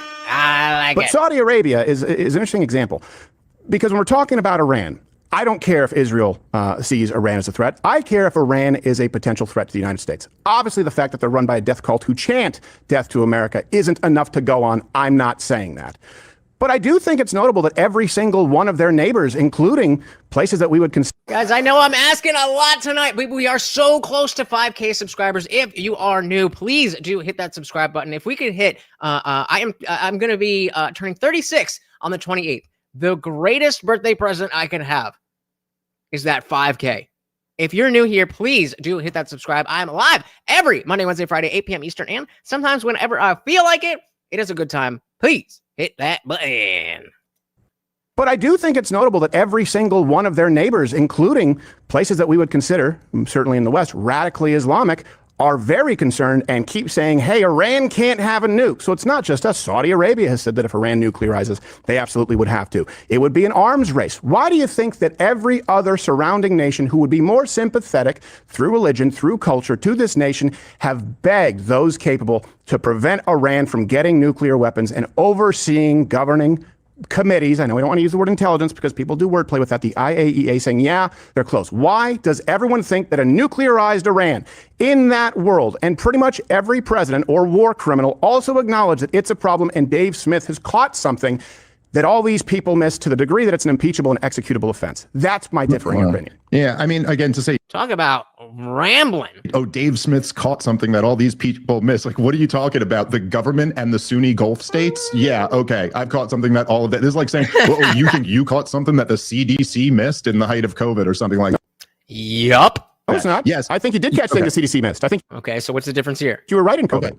Okay, I think I'm right on this too. I think that obviously the radical Sunni states hate the radical Shiite state because they are regional rivals. And by the way, it was a bunch of Egyptians and Saudis and Al Qaeda who was backed by Saudi Arabia who came and knocked our towers down. It wasn't any radical Shiites. That's our beef. That's the reason we supposedly launched this whole war on terrorism, was to get the radical Sunnis. Now, of course, our priority has to be getting the radical Shiites. And your buddy Ben Shapiro actually kind of admitted why on his show when why do you mischaracterize, Dave? Why do you do that? He's not my buddy. I said I talked to him about that, and I presented. Oh, yeah, I guess that's true. You guys, well, I didn't mean to mischaracterize. You were talking about having talked to him. Yeah, I forgot you guys you're falling out. But regardless, he was celebrating when Al Qaeda took over Syria because, hey, we broke up the Shiite crescent, and now Iran can't move weapons into Lebanon, and isn't that great for Israel? Well, I have a different perspective of that as an American, and so look, I'll say it like this, okay? Nobody wants Iran to have a nuclear weapon. In the wake of 9/11, the George W. Bush administration, led by the neocons in all of their wisdom, decided to put Iraq, Iran, and North Korea on the axis of evil. 3 countries who weren't friends, and the only thing they had in common was that they had nothing to do with 9/11. Now, in this paradigm, North Korea decided to go nuclear. They developed nuclear weapons, and we've really never bothered them since. Gaddafi tried to denuclearize and de-weaponize and got rid of his chemical weapons program. We went and overthrew him and let him get sodomized to death. Iran tried to play in the middle, and they went, hey, we're letting you know that we've mastered the fuel cycle. We're enriching uranium, but we're only going to do it up to the level that we're legally allowed to. It was a standoff. That's a good idea, Angry. It was, hey, don't attack us and we won't make nukes. But if you attack us, we could make nukes. Right. That was always the whole game. I understand that you're saying it's right. And so that's why I think in that situation where it's like, okay, look, we're trying to play fair. We're showing you our cards. Just don't fuck with us, and we won't build the weapon. We're just exploring the power or whatever, and the nuclear power or whatever. And and I understand that. I understand that. But they were, if I'm not mistaken, they didn't hide that. If I'm not mistaken, it was with the regular regular checks that they were like, look, because we don't want to get Gaddafi, and we don't want to get Saddam. I mean, I do. I give a shit what they said they would do, because then if they say they're going to do X and then they don't do that, and we set up different things, you got to do this and this and this and this and this and this and this and this and this, and we'll leave you alone. Then you do, okay, do this. All right, we'll still leave you alone. You do this, we still leave you alone. You go off course. Now we have a discussion about war. But this should have never gotten outside diplomacy unless they did go. But that's what they were already in the discussions to change that. That is how diplomacy works. Everybody is working on their own country. Yeah, shout out to fast food. They did what? They built a nuclear weapon?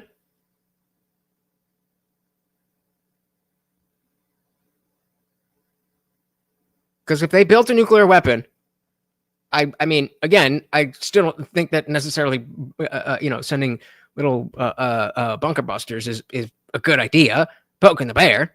But okay, it changes the situation if they built it. My understanding was that they had enriched up to 60%. And it was like 35% that they're not supposed to go above.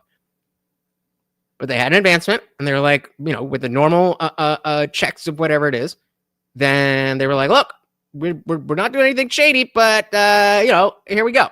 And so I'm not saying, oh, okay, cool, no problem. I'm saying, okay, let's keep an eye on that before we bomb them. Posturing. Yeah, always. Okay. Wait a minute. Are you telling me that a politician lied? I don't know if I believe you. This is what I mean. So anybody who lies just gets bombed. Ain't gonna be no world left, bro. How many nations have gotten to the point of 60% enriched uranium and not built a nuclear bomb? Okay, that's how many have done that? I don't think any, but there's a lot Zero. of nuclear threshold states. Okay, well, Stephen, let me ask you a question. But hold on, doesn't that matter though? And then the same gold standard. Hold on. Right, and so I think this is what you're trying to get at, is that like, why would we expect that they would stop there or whatever? I'm not saying that we should.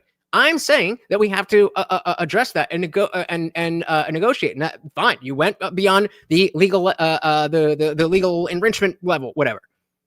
But now we're here, so we just what? That's it? That's enough? World War III. And yes, sir, all politicians lie. Buck said, if we're going to test nukes again, can we recreate the manhole cover to space thing with what? What?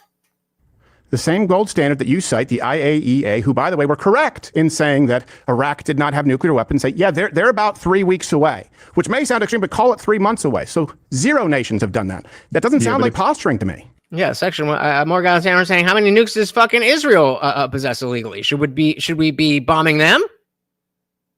Or are they an ally? Yeah, great ally. Not extreme, but call it 3 months away. So 0 nations have done that. That doesn't sound like posturing to me.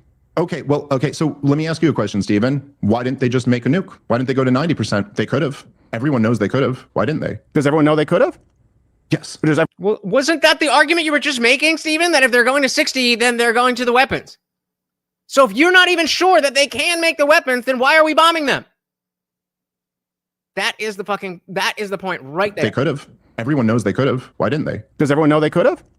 Yes. Does everyone know that they were on the path to doing so, and so it's better to cut it off at the pass now than once they have the deliverables? Hanging out hold on, but you're not answering my question. Yeah. Why are they hanging out at 60%? Why aren't they just making a nuke? They've mastered the fuel cycle. They have the enrichment. They could do it. Yeah. Why are they not? Well, they're not just hanging out at 60%, and they're also looking into delivery mechanisms, which I know you've also talked about and said they don't have the capability to do, right? Yeah, and illegally when we're on the a global stage is not the same thing as you broke the law. It's not like that is what war is. And they're also looking into delivery mechanisms, which I know you've also talked about and said they don't have the capability to do, right? And ICBMs, what would be necessary? So this brings us to the fundamental question. When would it be acceptable to intervene? Assuming that you agree with me that a nuclear Iran is not a good thing, for the same reason that Israel shouldn't have secret nukes. Yeah. You set a timeline. The rest of the world saying this is dangerous. The same gold standards you cite say they're past it. Iran not allowing you into the military bases. Where at this point, you've now counted to 3. What should be done? At what point is it appropriate to step in and say, no, you're too close to nukes?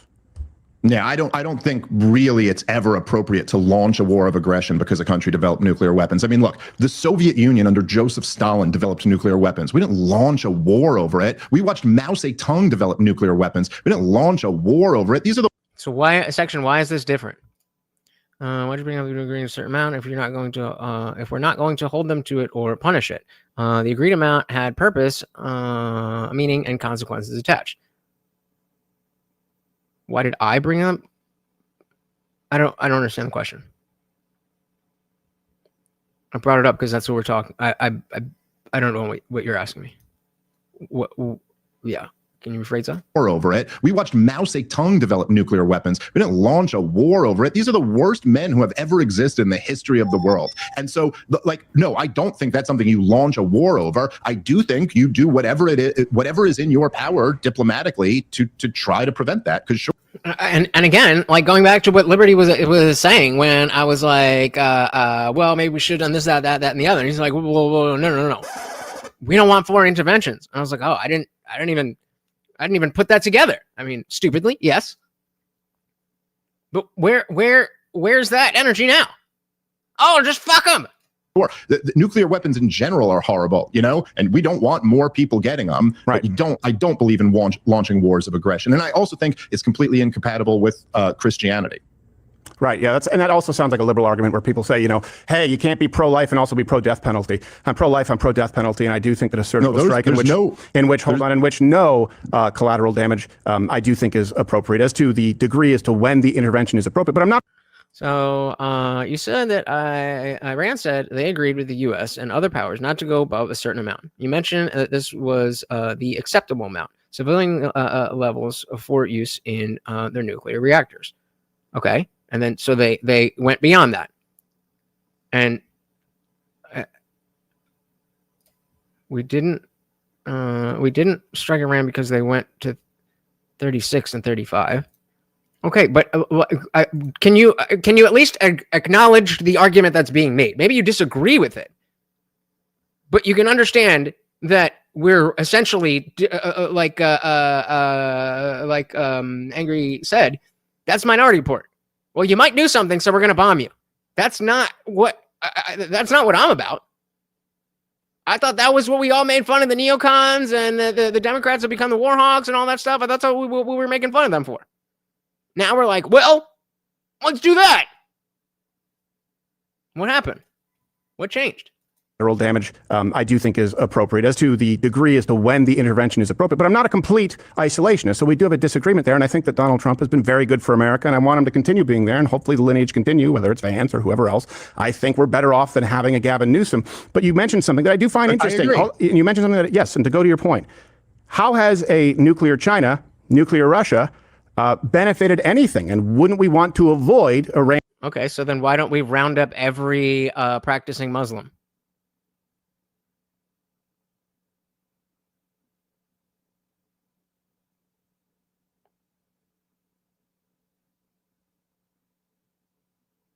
I'm absolutely not willfully ignoring anything. You guys know that foreign affairs is not my strong suit, so I'm going based on the information that I have. That's why I'm engaging with what you're saying. Is because I'm not saying that you're wrong. I'm just trying to understand the logic and the principle.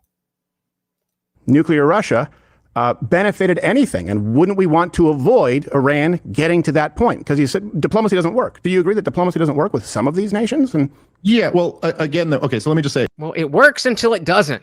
And when it doesn't, then war. A couple things real quick to what you just said. Number one, the liberal thing of like, oh, you're pro-life, but you're for the death penalty. That's really dumb.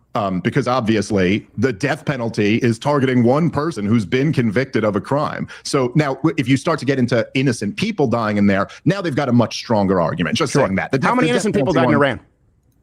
I don't know the exact number, but several, and several Israelis and Iranians died in that war. No, from the strike, from the United States. From the bunker buster strikes, there were no casualties on that, but it was still a war that America was backing, and people did die in the war, regardless of that. And they could have responded, and we would not have we would not be in the situation that we are now, where Stephen Crowder, well, nothing happened.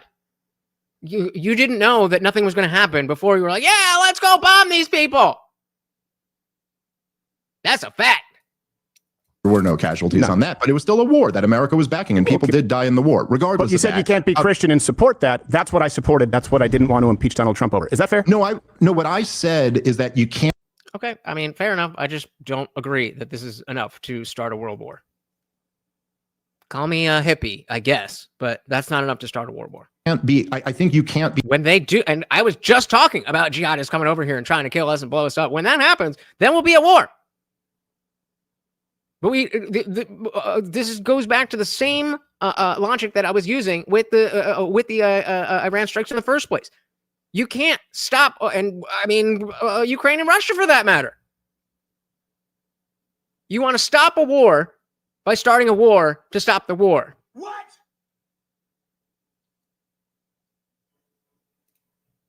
But you didn't know that. You didn't have the future. It could have been. Will you admit that it could have started a world war, and we are just lucky?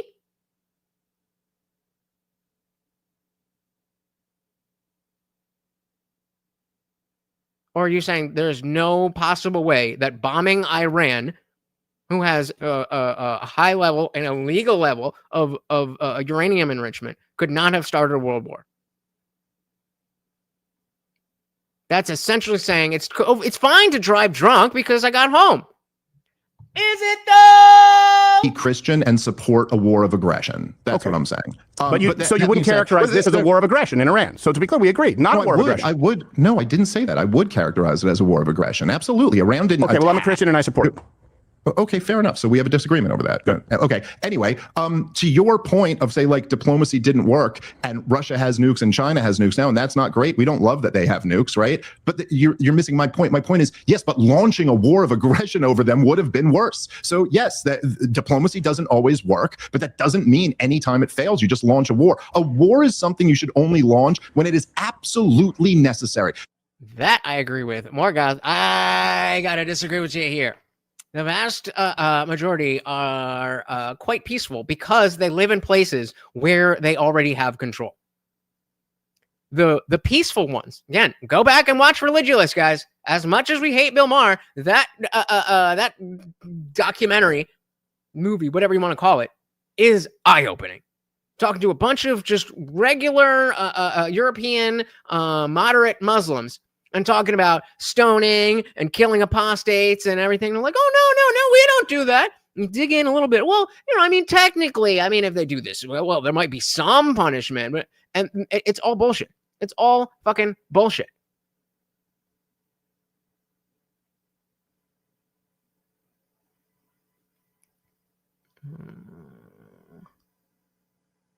Shout out to Madness. Welcome to the party. Said, are preemptive strikes ever a good thing? I'll bet we can all think of a way to say yes or no. I mean, I'm not going to say that it could never be a good thing. I'm saying that we should try to make sure that the only good thing for America is a preemptive strike. If it is, then bombs away, baby. But when has that ever been the case?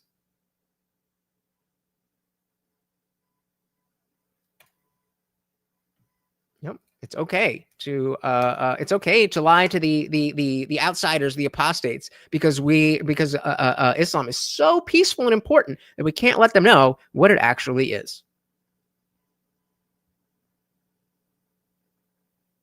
But like I said, even though you don't accept us, we atheists will accept you as Americans coming through when they are coming through trying to kill the secular world.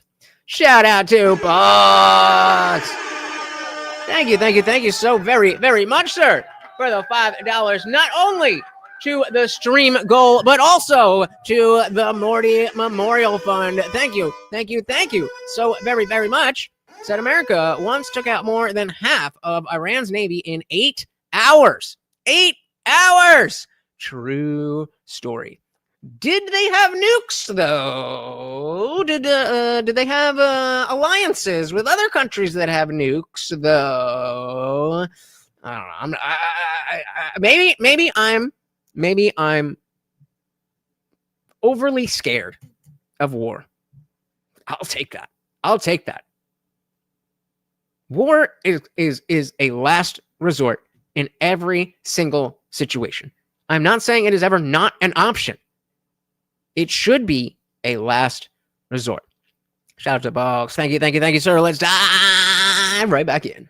Wars. That diplomacy doesn't always work, but that doesn't mean anytime it fails, you just launch a war. A war is something you should only launch when it is absolutely necessary. You have no other option. It should be a last resort. And I think it's Brase. I told you. What did I tell you? Didn't I tell you? Because I told you. And when did I tell you? A long time ago. And absolutely just morally criminal that we have these young boys' lives, and over the last, just say the last 25 years, we've just thrown them into war of choice after war of choice. It's horrible. And I think that if any boots were put on the ground or it was a war of aggression in Iran as opposed to a surgical strike with no collateral damage, you'd have a strong case. Yeah, well, and if it went the other way, then you wouldn't have a strong case. So what are we talking about? Did we invite Sam Harris to the conversation? Well, if things happen differently, then they would be very different. Yeah, no shit. Or it was a war of aggression in Iran as opposed to a surgical strike with no collateral damage, you'd have a strong case. Hey, we got Barry, last name McCacken Satter. Welcome to the party. Very good to see ya. Wake of Mind said, religions do not guarantee righteousness, so you can say that again. Be aware of morals and ethics and how to apply goodness. Being aware of morals and ethics and how to apply goodness does not get the good honor of being righteous. bingo. Well said. Hey, and Box again said, fuck you, Angry. I am the sponsor now. Thank you again. Another treat for Morty and adding to the memorial fund once he passes. Thank you so very, very much. Our new sponsor of the stream. Let's dive right back in. Choice after war of choice. It's horrible. And I think that if any boots were put on the ground or it was a war of aggression in Iran as opposed to a surgical strike with no collateral damage, you'd have a strong case. Okay. Well, I don't know. I mean, if anyone ever did that to us, we'd certainly consider it a war. Certainly seems like an act of war to me when you start bombing a sovereign country. So I think I have a pretty strong case as it is. Yup. Yeah, no, I don't think it's the same. But then again, I don't think that there's a moral equivalency between the United States, Donald Trump's action, and Iran's. And I think that Iran enriching uranium and not honoring their own agreements makes them responsible. What agreement were they not honoring? Well, just take the JCPOA, and I was going to think JCPenney in my head. Take it, add time and money, right? They've never played ball. You can say that they have, but they haven't, and that's why everybody was concerned. Can we get some specifics on that, or we just what? I saw somebody new. DJ Isolated. Welcome to the party. So it looks like we may go to war with Venezuela, and our engagement with Mexican cartels is increasing. Why do so many sweep for this war-taming admin? What do you mean? I'm not. Are you saying people should be? Are you saying people should be more ready to go to war? Or what do you? Yeah. Tell me more. But welcome to the party, Waco said Iran did not return to pre-Mongol invasion population levels until the 20th century. Goddamn, Genghis Khan did work. Amanda said, I think war strategy is based on theory until proven in combat. But by the time the theory is proven in combat, it becomes irrelevant to future wars because of advancements in tech. Yeah, it's not fun. War is bad. Crazy take. I know. War is bad. Well, just take the JCPOA, and I was going to think JCPenney in my head. Take it, add time and money, right? They've never played ball. You can say that they have, but they haven't, and that's why everybody was concerned. Well, but what agreement? Is it not aggressive to enrich uranium and no, to move to that point? I'm just asking what agreement they were not honoring. Every deal that Iran has ever made. No, they were members of the Non-Proliferation Treaty in good standing, and in fact, the JCPOA allowed for them to, if America left, to up enrichment. They were only bound in the deal if America was still part of it to not raise their enrichment, and so that's what they did when we got out of it. I think honestly, the JCPOA had a lot of flaws, mostly the sunset provisions, and I think it would have been totally reasonable and good for Donald Trump to get in there and even say we're tearing this up and or making a new deal or we're fixing these sunset provisions. But the truth is that all you guys, war or regime change. It's pretty clear the U.S. is still doing what the U.S. has been doing. So, yeah, DJ said, why do so many sweep for this war-taming admin? I mean, a lot of people claim this administration has turned the war machine down, but it does not seem that way. Fair. So I think that is kind of Crowder's issue with Dave here. But I think in comparison, there is, if we're just talking about war or no war, then no president is good, at least in modern time. But if we're comparing the presidents, then it's like, okay, Trump is, if we go from the Bushes to, Obama to Trump, then we're moving in the right direction. Is that fair to say? Oh, what the fuck? A little fly just flew in my nose. We're basically baby powder for Israel's hands. Madness said it's hard to say war is the last resort if you're at risk of being dominated. You strike hard, fast, and first. If you knew you're going to get punched in the face, you get out of the way. How often do you know you'll get punched in the face before it happens? But who is punching us in the face?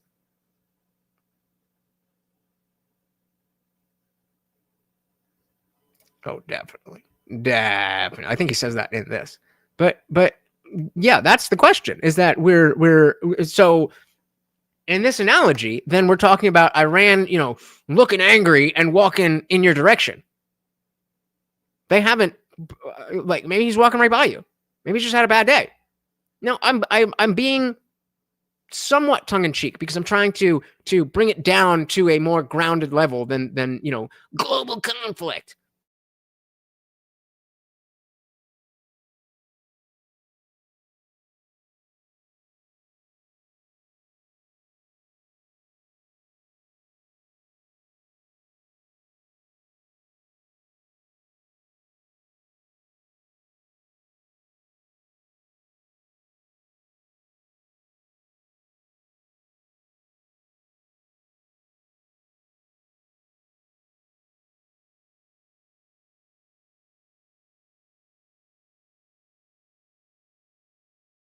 Oh, we're back. Yeah, Dave would definitely say Trump is better than Kamala. Exactly. They didn't even have a weapon. And maybe they did. Maybe they do. And they lied to us. Okay, fine. But let's learn that information first. So it sounds more like Iran cocking their fist back and looking directly at you and saying they want you dead. Again, I disagree. I disagree. It comes off as disingenuous to word it softly. I fair enough. I mean, agree to disagree, but I think the analogy that was put forth, I don't see that. I don't see that. And maybe I'm ignorant. Fair enough, but I don't see that. And if Dave doesn't see it either, then I am confident enough in that. And if Crowder can't explicitly state, no, Dave, you're wrong because X, Y, Z, then, you know, I did not say that I disagree that they want us dead. That is not what I said. I said we are not at the place where their fist is cocked. We're at the place where they're walking towards us mean mugging. And if you punch somebody who's just walking in your direction mean mugging, then that's assault. So yeah, I'm not denying that, like, it's something. Hey, this guy's walking towards us. We need to pay attention and see if somebody is going to do this, that, the other. And then if they do that thing, then we go to war. But if not, then we're good. Manus gives an analogy. Someone puts their hand in their coat pocket and pretends it's a gun and warns us they'll use it against you. Do we wait to find out if it's real before we take action? I would say no, based on the words that he said it's a gun. So are we? So no. But again, I don't think I do realize that. But again, I don't think that they would have told us if it was a matter of them trying to build the weapon. Like Dave asked, why didn't they go to 90? Why did they stop at 60? If 35 was the limit, then what exactly is the issue? All right, not the issue. What exactly is the trigger point? It's a guy with no arms threatening to punch you. They have a shoulder, but nothing attached. All right, I think that's putting it a little too softly. Barry said, not exactly. It's that kind of mentality that keeps everyone from having a peaceful dialect. I agree. Well, nobody. I wasn't. I thought I saw that in there, but yeah, no, fair enough. I would say no. We do not wait. In this analogy, we do not wait. I am rejecting that this analogy fits the situation. Yeah, why not?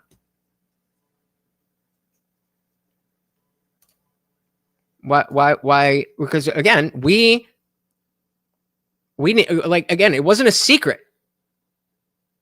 Unless I'm mistaken, and please, I definitely could be. Unless I'm mistaken, they came to the table letting us know through the I don't know what they're called, but the checks and inspections and shit. They weren't hiding it.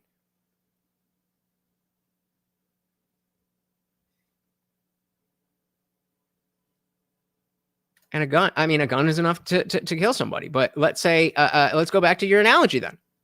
Someone puts their hand in their coat pocket, pretends it's a gun, and so you did say that warns they'll use it against you. So even taking that out, because again, that's what I thought. Like the main thing here is that they're saying, I have a gun and I'm going to use it against you. Not the in the pocket. I still think that if somebody is coming at you, then fine. But I reject the notion that this analogy fits. You can agree or disagree, but that's where I'm at.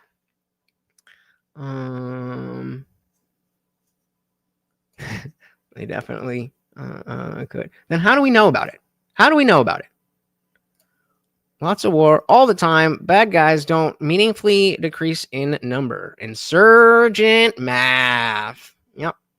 Or making a new deal, or we're fixing these sunset provisions. But the truth is that all you guys who are find it so aggressive that Iran was enriching up to 60%, they weren't until we pulled out of the JCPOA. That's a fact. Yeah, they've been consistently enriching. But I do think, look, I don't want to go around in circles on this. Is you agree with Barack Obama's approach to Iran? I agree with Donald Trump's. Maybe that explains why you would want to impeach Trump. Yeah. That was a little slimy, but all right. Shout out to Dylan Soup. I know. I remember this guy. Welcome to the party. Approach to Iran. I agree with Donald Trump's. Maybe that explains why you would want to impeach Trump. Yeah, I just find that to be like, yes, okay, I know. But that was All his the people approach. Who'd you support in 2016, Steve, in the primary? Who were you for? Rubio? Actually, in the primary, to egg on my face, I was pro Carly Fiorina just because I loved watching her sandbag debates. I just love how everyone. And Donald Trump. Hold on a second. Donald Trump was a Democrat, and then I supported him in the general election. I've supported him since. Right. But I'm saying you right now are supporting. Correct me if I'm wrong.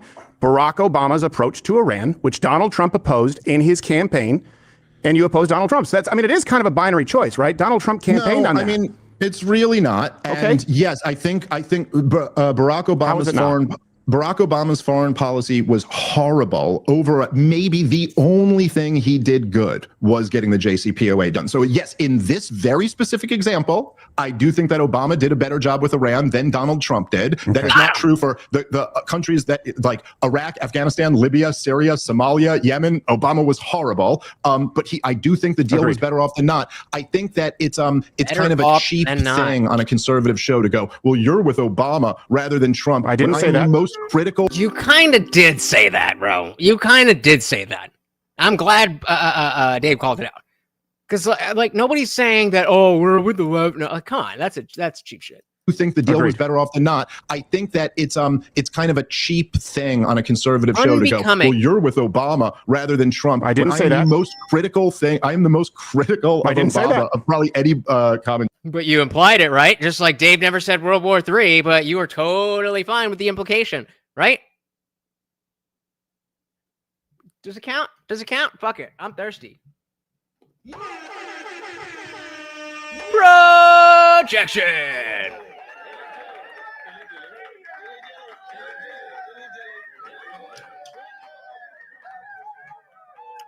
Fucking Crowder. Let's even go back. Iran, then Donald Trump did. Only really not oppose Donald Trump. So that's. I mean, it is kind of a binary choice, right? Donald Trump campaigned on that. I mean, it's really not. And okay. Yes, hold on, one more. You right now are supporting. Correct me if I'm wrong. Barack Obama's approach to Iran, which Donald Trump opposed in his campaign, and you oppose Donald Trump. So that's. I mean, it is kind of was getting the JCPOA Iran, then Donald Trump did. That is Somalia, Yemen. That it's horrible. Okay. So we just heard it. Well, it sounds like I support Trump and you support Obama's policy here. But I do think the deal was better off than not. I think that it's kind of a cheap thing on a conservative show to go, well, you're with Obama rather than Trump. I didn't say that. The most critical. Yeah, did though. Thing. I am the most critical of Obama of probably any commentator. I didn't say that. Sure. Okay. Yeah, you might be critical. You kind of framed it that way. We found the point of contention. I don't want to protect the globe. I'm done with America. Fuck yeah. Come in fucking up the fucking day. Yeah. I'm good. I'm done with that. I thought we all were. But again, that is precisely why I did what I did. MAGA's growing much bigger than Donald Trump ever could be. The commentator. I didn't say that. Okay. You might be critical. You kind of framed it that way. Okay. Barack Obama's approach, JCPOA, working well with Donald Trump, said the Iran nuclear deal is a disaster, one of the worst ever, and I would pull out. So, okay, fine. So let's say that China or Russia becomes the world power. Are you saying that we wouldn't be able to give them? We wouldn't have enough military posture that they would just take us over? Is that what you think? Okay, let's not play Crowder. All right, you're putting your things out here, and I'm asking legitimate questions. You said if we don't do it, someone else will. It's not going to be nobody. It'll be like China or Russia. Fine. Nobody's talking about a hippie world. I'm talking about reality. I'm asking you in reality, do you think that if Russia or China became the world power and the world police, that we would be in significantly more danger than we are now? And B, do you think all the money and personnel and resources that we send to these into being the world police, could that not make America better? I thought it was live. I thought it was like live right now. Isn't it live right now?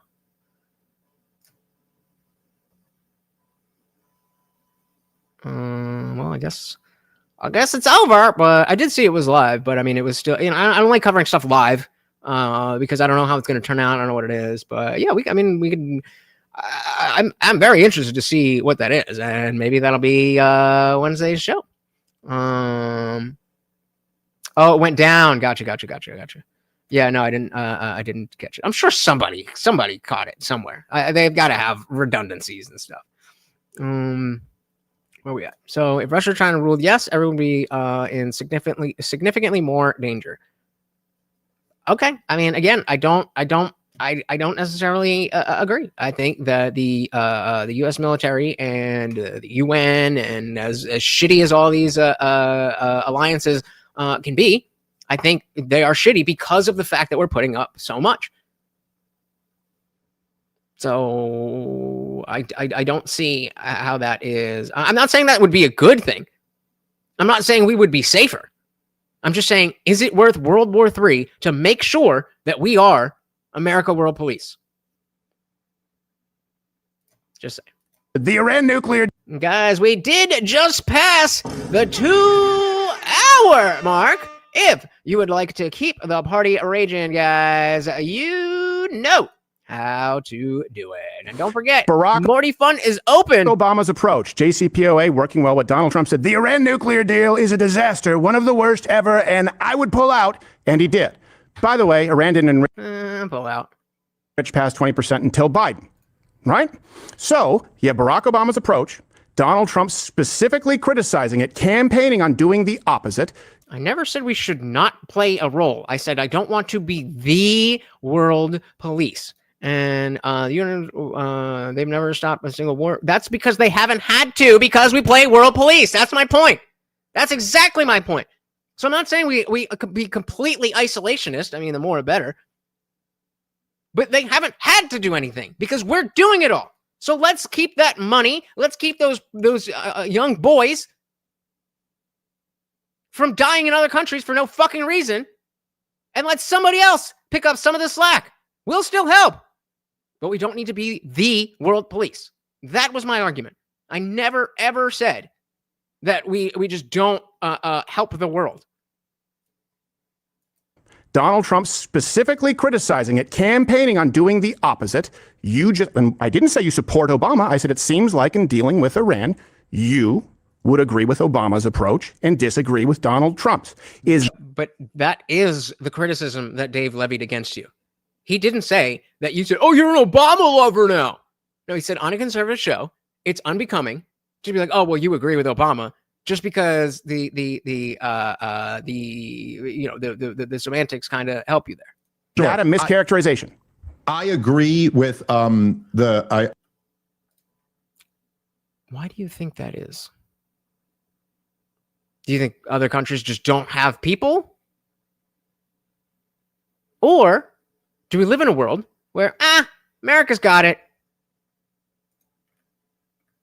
I agree with Pat Buchanan and Ron Paul and all of the tradition of the right-wingers who were smeared as unpatriotic by David Frum. I agree with Lou Rockwell and Ron Paul and Murray Rothbard and Pat Buchanan and the founders of our country. I think a George Washington foreign policy. So yes, in this case, when Donald Trump said the Iran deal was the worst deal ever, I think it was really stupid. It actually wasn't. And what you should have been appalled by of Obama's foreign policy was him toppling the government in Libya, him attempting to topple the government in Syria, him backing the Saudi invasion of Yemen, him continuing to bomb Iraq and Afghanistan his entire presidency, killing innocent people for no reason at all.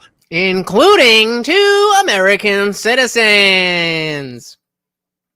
Come on. That's what I think is wrong with Obama's foreign policy, not the JCPOA. Okay. I think all of those things are...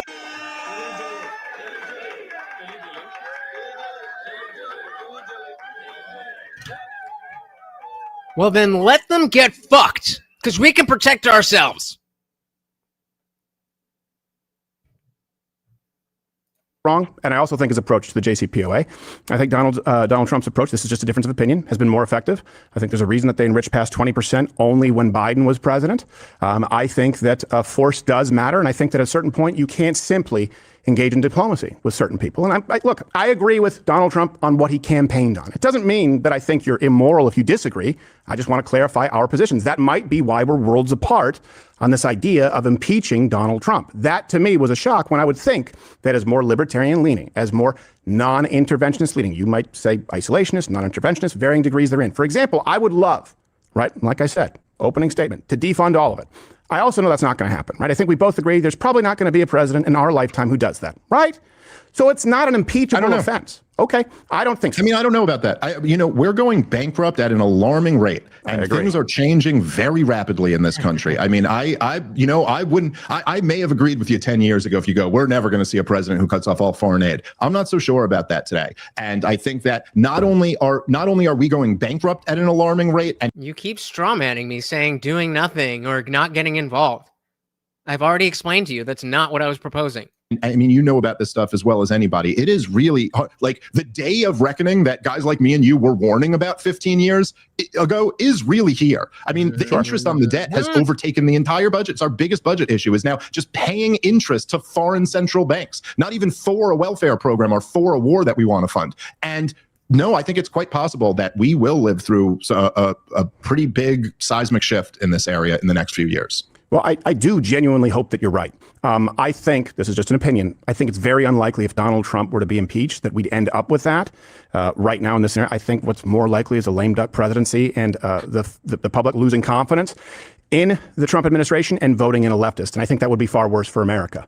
And again, I completely agree with that. I think even as rhetoric, impeach just goes a little bit too far because then the media can spin, well, even right-wing, conservative, alt-right, whatever. We don't need that. We don't need that. We've all seen how rhetoric actually affects the real world. Let's be a little bit more deliberate with our words and what we actually mean. I think that's, I see, I guess I look at it a little bit differently. Okay. Whereas I think that, and this is kind of always the dynamic with two-party politics, right? But I actually think that Donald Trump launching wars of aggression, wars of choice, Donald Trump backing Israel at every stop, Donald Trump continuing to spend us into debt, burying the Epstein files. I think all of these things are what make it very likely that we might be looking at a president, AOC or something like that, which we all should really be concerned about because they tried last time they were in there and they're going to be coming back with a vengeance if they get back. And so I think essentially by Donald Trump not draining the swamp in any meaningful way, I think he is leaving J.D. Vance with nothing to run on to continue his legacy. So I wasn't sure if, when I was skipping through this, I wasn't sure if this is what I was going to cover. Because, I mean, this is from a few days ago. So this was like the first thing I watched. And I meant to, kind of put out a poll, but I figured I'd just talk to you guys. And what do you think is the best way for J.D. Vance to try to both take credit for being part of the Trump administration, but also distancing himself enough from Trump so that the TDS people can potentially see that he's not Trump. He's still a Republican, but he's not Trump. I think that if he can thread that needle, there's no way that we can lose. I think that's actually where our ire should be directed. Yeah, no, I don't think so. I think that a big part of if this administration fails and AOC would be elected or someone like that of her ilk, Whitmer is the one who frightens me the most, having come from Michigan, because people don't realize how radical she is. Sure, but the buck stops here. Trump's the president. He ran on Drain the Swamp twice, and he has become the swamp. I think friendly fire would be a big part of it. I think closed-handed issues, not being treated as closed-handed issues, and I think wanting to impeach the most effective president of our lifetime, as imperfect as he may be, I think that would be a big part of it. I think Donald Trump has done a lot of good. I think he has a lot of flaws. Epstein files, huge one, by the way. Bondi's the only hearing we didn't cover because I don't like her, and I knew it wouldn't end up well. But I do think that culturally we're in a better place. I do think that, for example, the proposals to sort of instill work requirements, 20 hours a week, right? We just talked about that for social safety benefits, for Social Security, verifying, checking it. I think this is big. I think the single biggest budget cut proposal, while not perfect, but the most in our lifetime of $1.5 trillion, I think it's a good thing. And I think if... Yeah, DJ Isolated talking about U.S. real estate increasingly owned by China, Saudi Arabia. I don't even know where to start with that. But that is a real issue. Even if we're, because we've got BlackRock and Vanguard and all that stuff, but we know it has to be deeper than anything that's just out there, what we know. So I think this is a really important question. I really just don't know how to attack it. So if you guys do, like I said, if Vance can do the Kamala successfully, he can pull it off. There's no success. Kamala and success do not belong in the same sentence unless they're separated by the word not. Wake up mind said technically the majority of our world would benefit from world leaders who agreed and got along instead of a perpetual dick measuring contest. Yeah, but you don't try to be a world leader unless you're having a dick measuring contest. So, Are you doing these debate talks? I'm not familiar. What were we talking about? 14 kids. God damn.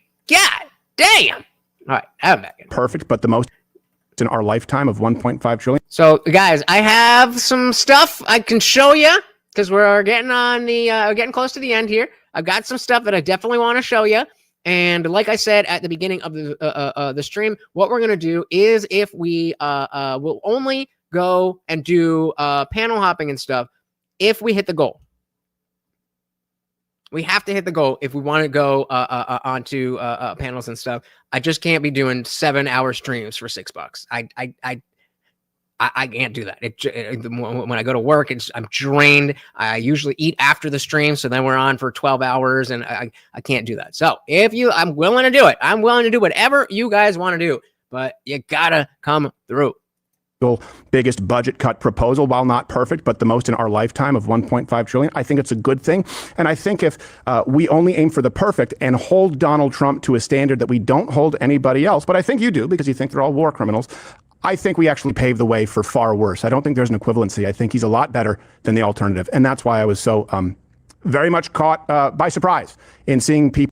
I don't know. Try again, or hit me up on Venmo, or any Venmo, CashApp. All that is just the Indian Jesus. And that's why I was so very. Or maybe you might be saying something that the YouTube overlords don't like. Pretty much caught by surprise in seeing people say impeach him over an issue that I don't think is impeachable. And in the real world, I think it ends up really bad for the United States of America. Yeah, I think it was definitely the right thing for especially people who had been on the record supporting Donald Trump to as loudly oppose us getting into another war as possible. I think it was the right thing, and who knows if it had any effect on ultimately, at least making there be a political price tag to him thinking about escalating the thing. I think that, when you say cutting $1.5 trillion, it's like, yeah, and in Democrat math, I guess that's what the budget was doing whenever they say, you're cutting the growth of the rate of increase of spending over the next decade. But guys, we're spending $7 trillion, but we're spending $2 billion less than we did last year. So that's girl math money. Like me and you never looked at budget issues like that, Stephen, and we're driving off a cliff in many, many different ways. I agree with you. And this is part of the reason why I voted for Donald Trump. I agree with you. I think the culture is in a much better place now. And we are. Absolutely. That is unquestionably the reason, the culture. Can you imagine? Think back 2.5 years ago, the level of TDS.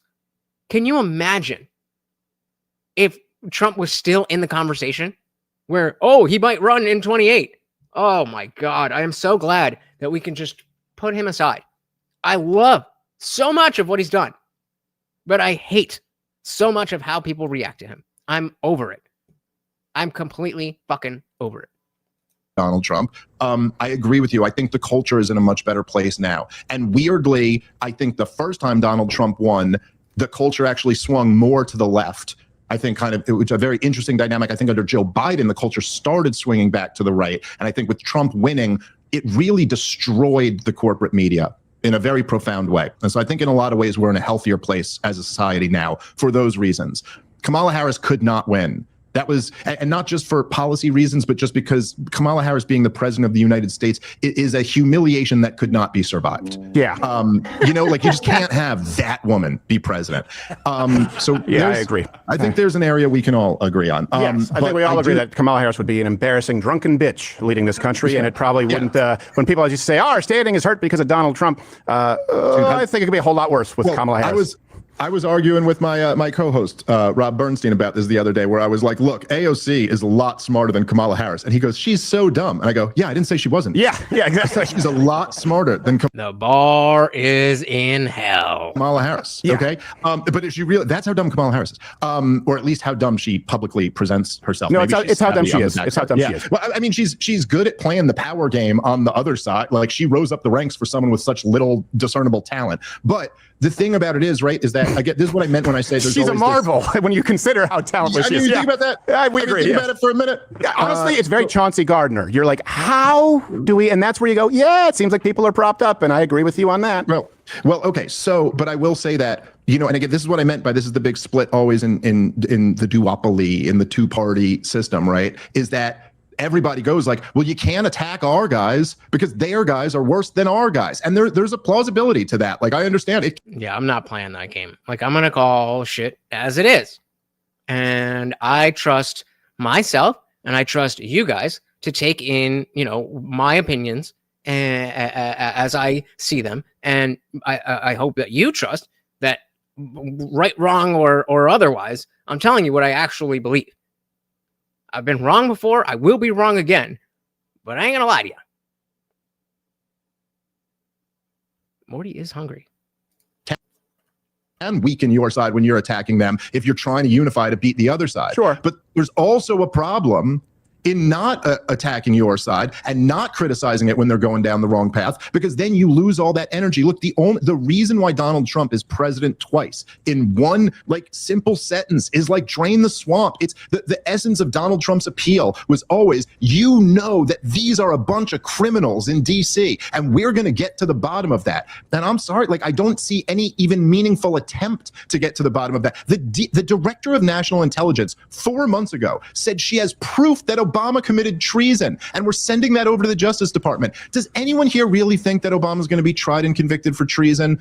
I don't buy it. Nope. But shout out! Oh my goodness! Major League Madness with the big $50. Let's give a double for that. A double for that. Where's my applause? There's my applause. Keep it riding. Keep it riding. We'll give him a double. And of course, you guys know that means we hit the swoggle. We got a special treat for Morty. I know I put peanut butter in the thing, but we don't want to give him too much peanut butter. You know, his poops get all weird. But he is definitely gonna love his yeah. And of course, that means now I gotta do push-ups. Oh my goodness, Major League Madness. Thank you so very, very much. Where does that put us?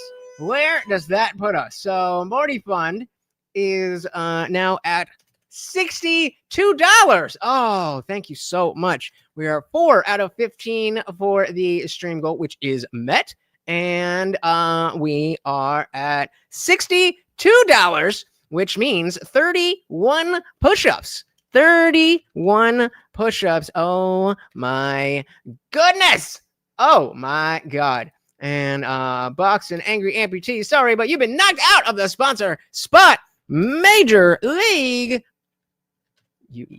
Madness is our new sponsor of the stream. Thank you so very, very much. I don't know what to say, man.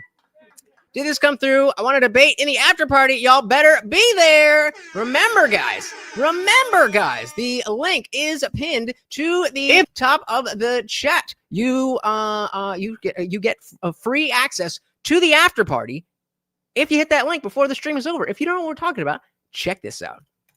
If you guys are enjoying the show, the party rages on 24/7 over in our Discord. The link is pinned to the top of the chat and is absolutely free to join 24/7. We are in there hanging out, having a great time. And guys, it is absolutely free. However, if you are a member of this channel here on YouTube, you can scroll right below that video and hit that join button. Starts at $2.99. There's a few different tiers, but $2.99 will get you in. It gets you members only live streams here on YouTube, all that other good stuff. But it opens up the full Discord server. So we've got the free chat that is open to anyone. Anybody can join and talk. But as you can see, that is just one of our channels. There's a bunch of different channels here, including our disciple chat for members only, our word of the day watch party, where we're talking about all this stuff. And of course, we have the voice channel here, where we are hanging out at this moment in the after party. Shout out to everybody in the Discord server. Say hello and tell them to come and join.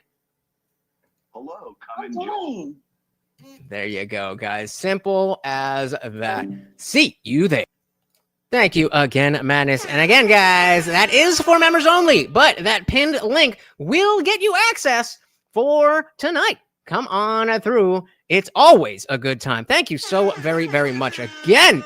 And you know what that means. The party rages on. We're going to finish this up. I got something really funny to show you, and then I'll leave it up to you guys. We can find a panel, or I've got other fun stuff too. Does anyone here really think that Obama's going to be tried and convicted for treason?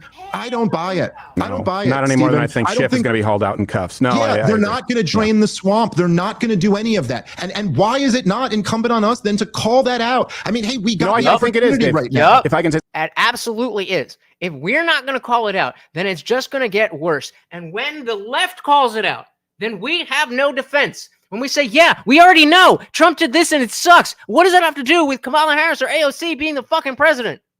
Not incumbent on us then to call that out. I mean, hey, we got the I think it is, Dave. right now. If I can say, I think it is. I think it is, and I think I would argue that I've done it correctly on issues like H-1B visas, on Epstein. I mean, for crying out loud. I don't know if you know this. I tried to hang. We recreated Epstein's cell and did a live stream where I actively tried to hang myself and had several gauges, and it was not possible.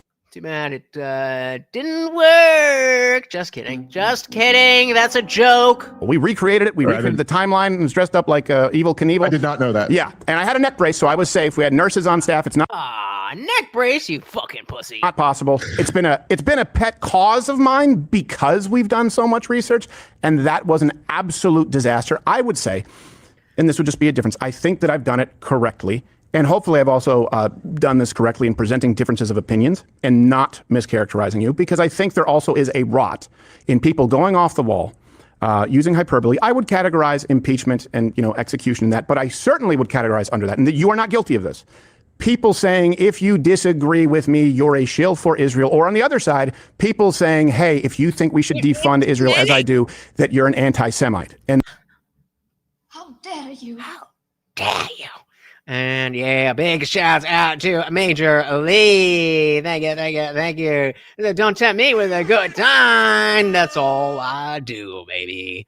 Let me say, I'd rather not go to war with Iran and possibly work together to ensure prosperity for both countries. I said, shit, me too. How realistic is that? I don't know, but it's certainly not impossible. Certainly not impossible. And yeah, they don't want to work with you or anybody else, so it doesn't really matter what you want from them. Yes, it does, if we have something to offer them. If we have something to offer them. And we do. Until we bomb them. Shout out to Spawn Keeper, aka Avery, right? Right? I know I asked last time, but you didn't give me a straight answer. So, welcome, welcome, welcome to the party. Very good to see you. Very good to see you. What else are y'all fruitcakes talking about? Iran is not my enemy. I said shit. Me too. So Waco said, section lacks empathy or understanding. World leaders work together to suppress the people in their respective countries. Why does that mean that he lacks empathy? Let's remember, we want to attack ideas, not people.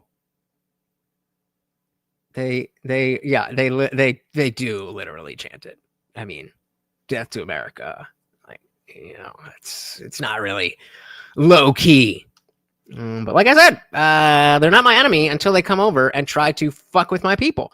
And right now, they might be planning, they might be doing a bunch of stuff, but we ain't there yet.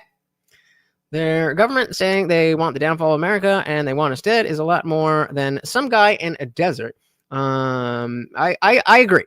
I absolutely agree with that. But there's a lot of wanting of the downfall of America that doesn't necessarily mean anything. Now, when we talk about, okay, they're enriching the uranium. Now we're having the conversation, and there is a conversation. But it's fair, just like for them to disagree, for us to disagree. Nobody's wrong. Nobody's bad. It's just different perspectives. Major League Madness said Iran used to be a huge ally, didn't they? What actually happened there? Was that Iran-Contra? Didn't everything in 79? Didn't everything go to shit after that? That was a genuine question. I don't really know. Yep. Section said no balls. Yeah, you're right. I don't have the balls to start a world war unnecessarily. Tons of their people doing. They have tons of their people. Okay, so we have the resources to deal with those people. That's what we should be doing at this point. When we can't do that anymore, then it's wartime. But seems like we could still handle it. Maybe I'm ignorant and naive as shit. Maybe. But I'm needing a little bit more to be convinced. Shout out again to Major League Madness. Oh my goodness. Thank you so much. Let's dive right back in.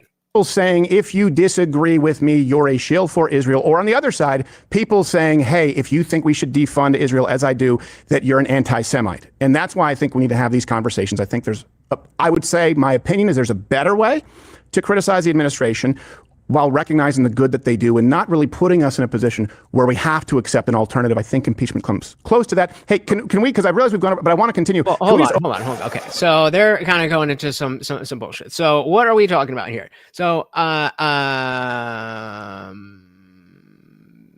we'll start here. Yeah. So Larry's saying section has an irrational fear of Iran and can't understand why other people aren't afraid. It's not an irrational fear. It is a very real fear. It is just, in at least my opinion, not a level of threat that is high enough to cause a war. And Secretary said, fight with Iran wouldn't be a world war. Why do you guys keep saying that? If that's not the case, then why do we need to go to war with them at all? If they can't start World War III with the nukes, then what is the war for? What is the bombs for? What is the fighting for? We're talking about preemptive strikes, trying to prevent nuclear war. That's what we are talking about. That's why we keep saying that. If you're not afraid of them, then why do we need to bomb them?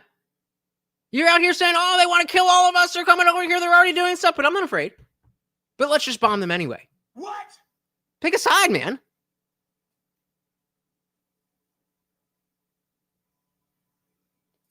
Persian Empire was dope. Iran since the 70s is hella whack. Yeah. Huh! Ha! What is it to go for? Absolutely nothing. Yep. Well, and again, liberty. Yeah. I mean, like maybe not you personally, but your countrymen and the sanctity of your country itself. I mean, because we don't have to go full bore. Just because we can understand that Iran is a real ass threat doesn't mean that we need to bomb them because they are a threat. We need to assess the threat and continually be working with diplomacy. And if we get to the place where we cannot trust the negotiations, if they are doing things that are clearly aggressive, going back to the cocking back of the fist, and fine. Section 230 already believes that we are at this point, and the rest of us are saying, no, the guy is still mean bugging toward us. We don't know what is in the minds of the generals of Iran, so we're just going based on what we know. So nobody is in the position to be like, you're wrong, but also Nobody's in the position to be like, I'm completely right. Alternative. I think impeachment comes close to that. Hey, can we, because I realize we've gone over, but I want to continue. Can we just open the floor to anything that's on your mind here? If we go, Can I just respond to that, and then we could do whatever you want to? Yeah, okay, let's do that. But Tim Pool's going to be pissed because we haven't rated to him. But you know what? Fuck him. Fuck Tim Pool. Wait, what are we doing? No. It's typically I'm supposed to end on the hour and send my audience to him, and we go to premium. Oh, they'll be 3 minutes late. Oh my goodness. And he'll be like, "Why are the numbers not going up?" But you know what? He's pissing me off. I'm doing his show tomorrow, so I'm fair. even. I'll hurt him today and do what I can to help him tomorrow. All right. Well, I just think that I mean, look, I think I'm doing it the right way, and I obviously, me and you would disagree on that because that's why you're doing it the way you're doing, and that's why I'm doing it the way I'm doing. But I would say, like, look, where I will really agree with you is that there's no question, right, that there is this knee-jerk reaction to, like, if anybody's supporting Israel now, to say $7,000, you're a shill, and then this is all kind of like low IQ stuff. I don't know. And then obviously there's the reaction to call everyone like a Jew hater or whatever, which is not true, especially for me. Happen to be Jewish, but regardless of that. By the way, you're circumcised, right? We had a bet before you came on air. It's completely unrelated, but obviously. Yeah. Okay, so we have common ground there. Good for you. We are there. There you go. Although not a big believer in it myself, but I wasn't able to make the choice. Yeah, there you go.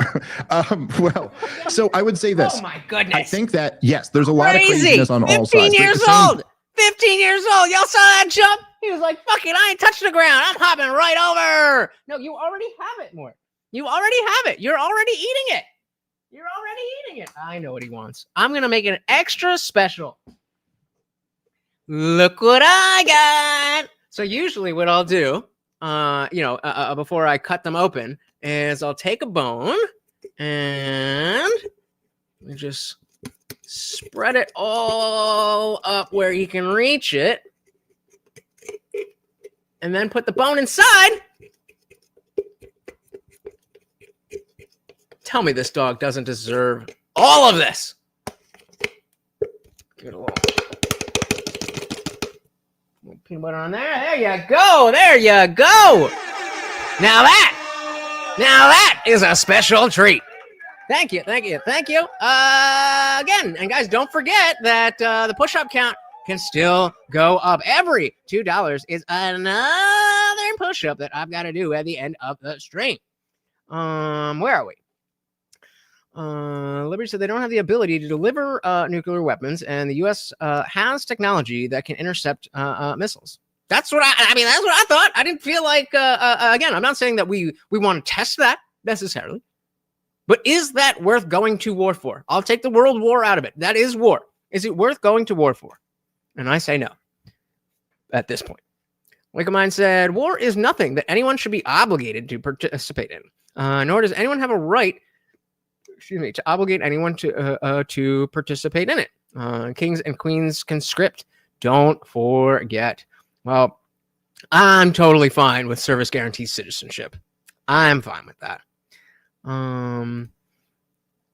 Let's even agreed. Their government and people chant it, then said, we don't know their general's intentions. That's a contradiction. We know that they want us dead, okay? But we don't know what their plans are on how to carry that out over the next 5 years, is what I mean. And then also, it's not like like death to America and their chance. Again, correct me if I'm wrong. As far as I understand it, is more about death to the secular Western world. It's not America specifically. That whole thing came with they hate us for our freedoms. No, that's not why they hate us. But still, I don't think that people chanting "We want a thing" is enough to bomb them. I don't know. Where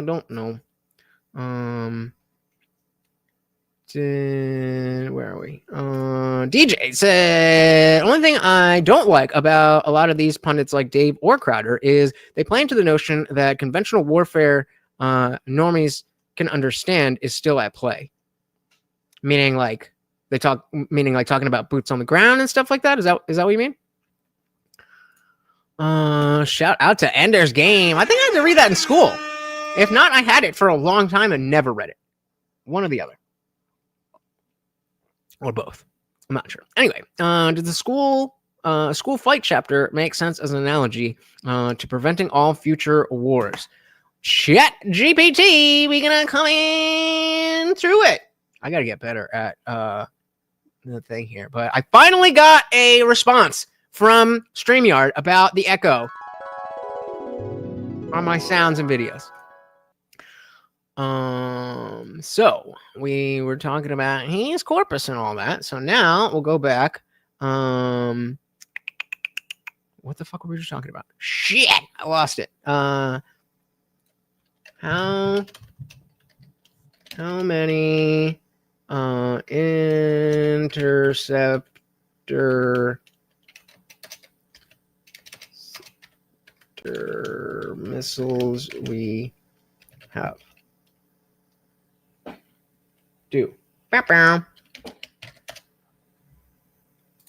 How many interceptor missiles do we have? Let's see. 44 interceptor missiles, 40 in Alaska, 4 in California for long-range intercontinental ballistic missile threats. The broader U.S. architecture includes. I hate that they do that.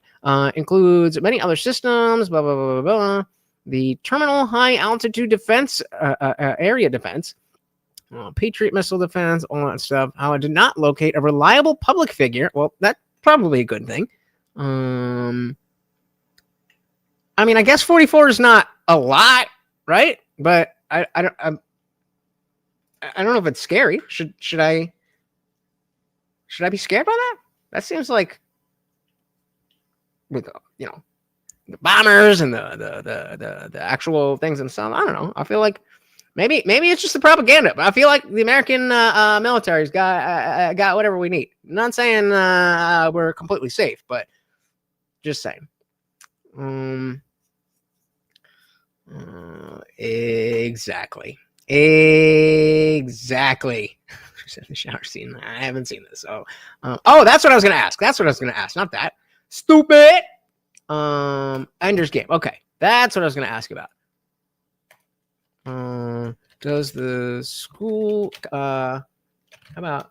Can you explain how the school fight chapter of the book Ender's Game is either a good or not so good analogy to current U.S.-Iran relations? Does that work? Two boobs are always better than one. So that's a creative and sharp comparison. Using the Ender's Game school fight as an analogy for U.S.-Iran relations actually works in some ways, but also breaks down in others. Let's unpack it both ways. So a quick refresher for anybody like myself who doesn't really remember. So in the school fight chapter, sometimes called the Bonzo fight, Ender is constantly being provoked by others who resent his talent and status. When Bonzo finally attacks him, Ender kills him in self-defense. But crucially, Ender acts decisively and brutally, not just to win, but to make sure no one ever challenges him again. So kind of like, the whole prison thing. Go in and find the biggest dude and hit him in the face. Is that the long and short of it? Ender's logic here is I have to win this fight so thoroughly that I never have to fight again. That's a philosophy of deterrence through overwhelming response. As a good analogy, the deterrence logic, definitely fits. When Iran provokes, funding proxies, harassing ships, pushing nuclear limits, the U.S. sometimes responds harshly, partly to send the message, don't test us again. So I get the preemptive where how it does work. Let's see where it doesn't work. Ender is acting alone. The U.S. isn't. Ender has no international coalition, no Congress, no public opinion to manage. The U.S. actions against Iran always play out with global alliances, domestic politics, and international law. The calculus is slower and messier. Number two, Iran isn't just a bully. It's ideological and strategic. Bonzo, from the book, acts out of personal pride and jealousy. Iran acts out of political, religious, and historical motives, not just ego. So the psychological simplicity of the Ender-Bonzo conflict doesn't capture the depth of the U.S.-Iran tensions. Ender's final blow is permanent. U.S. policy can't. And Ender kills Bonzo and ends the threat completely. The U.S. can't end Iran without catastrophic global consequences. Deterrence must be ongoing, not final. Yep, and Ender regrets it. America rarely does. I think we get the point there. So, yeah, going back to the notion of you know, if you go to prison, find the biggest dude, hit him right in the face. I definitely get, you know, where you're coming from with that, but I think what was pointed out is clear that on an individual scale, yes, that matters. But the biggest point I think is that when Ender kills Bonzo, Benzo's on the mind. He's dead, and that ain't gonna happen. So, I mean, yeah, no problem. I mean, be careful with ChatGPT. You never know when it comes to political stuff and personal stuff. You got to double check. But when it comes to hard facts, like, I mean, I guess that's not a hard fact, but you know what I mean.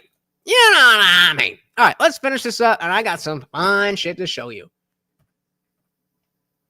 I would say this. I think that, yes, there's a lot of craziness on all sides, but at the same time, I think that there are, like, if you're saying that you're also a non-interventionist and you also don't want to be getting involved in these wars and you also don't want to be funding all of these other governments, well, it does seem to me that, and again, I don't watch enough of your show to know this, like maybe you're doing other stuff that I just happen to see the stuff where you're being critical of me. But like, it seems to me like you're going out, we now have this big divide where. What the fuck did I miss over here? Tell your ChatGPT is stupid. We'll compliment you for noticing. Yep. Section 230 said, if your dick fits a nipple hole, that's depressing.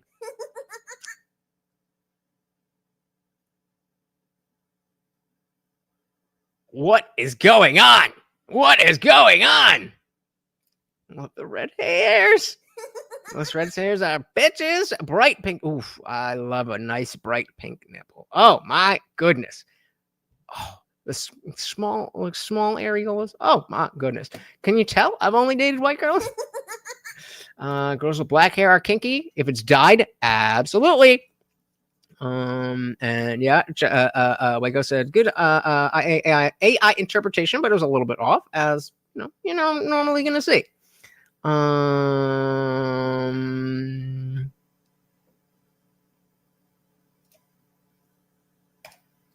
I guess I missed a lot. You guys are raging. I'm not able to keep up with everything anymore. What's dilly diddly to that? Just being here and chatting. Oh, there goes this toy. I got you. You don't have to move. Go and get it. All right, here we go. But like, it seems to me like you're going out. We now have this big divide where finally there's like a non-interventionist right wing in this country. And there are these huge voices that are pushing in that direction. And it seems to me like you've been kind of going after all those guys rather than like, why not go after the Mark Levins and the Ben Shapiros who are clearly itching to get America into a even more entangled, the opposite of the policy you want. You know what? If it fits, give it a try. What's the worst that could happen? I'll give it dilly.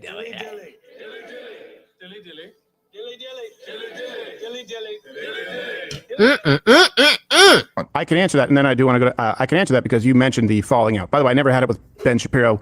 I had it with Jeremy Boring. I stand by it. I think that I was right. I think owning people's name, image, and likeness Nobody cares forevermore, including their channels, is a problem. I think we've seen it play out. I disagree with Ben Shapiro on a whole lot, and the reason that I maintain a cordial relationship is so that I can disagree with him. I don't know that there are many people who tell Ben, I don't think we should be funding any of it. By the way, Jews can also be kind of annoying. So I think there's some health in that. I will say this. So, like, my understanding of that's the whole thing with the Groypers, unless they're lying. Yeah, Jews can be annoying sometimes. That's what it seems to be. That's what Nick was talking about on with Tucker. So either it's just edgelord bullshit, or Nick was lying. I think we already dilly-dillied, but congratulations!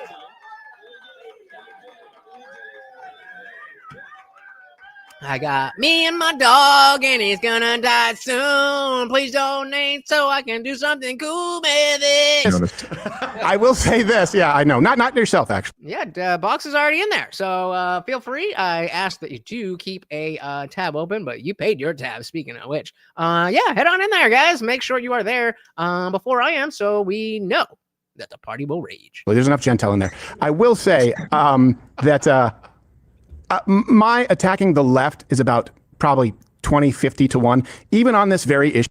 20-50 to 1? What?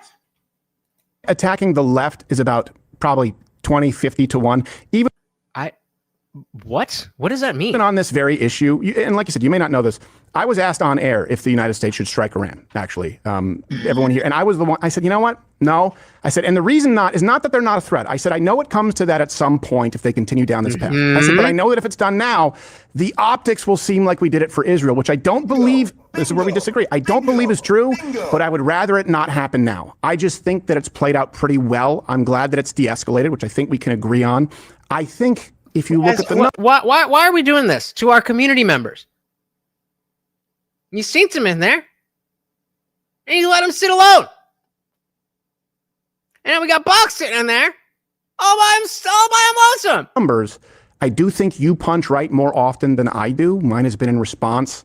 But I think we're in agreement in spirit that, yeah, we should be. It's a weird way to put it. And I wouldn't just say going after the neocons. I would say going after the left, because Donald Trump is nowhere near, as we both agree, a neocon. And I'm not satisfied with him as perfection, but I like him.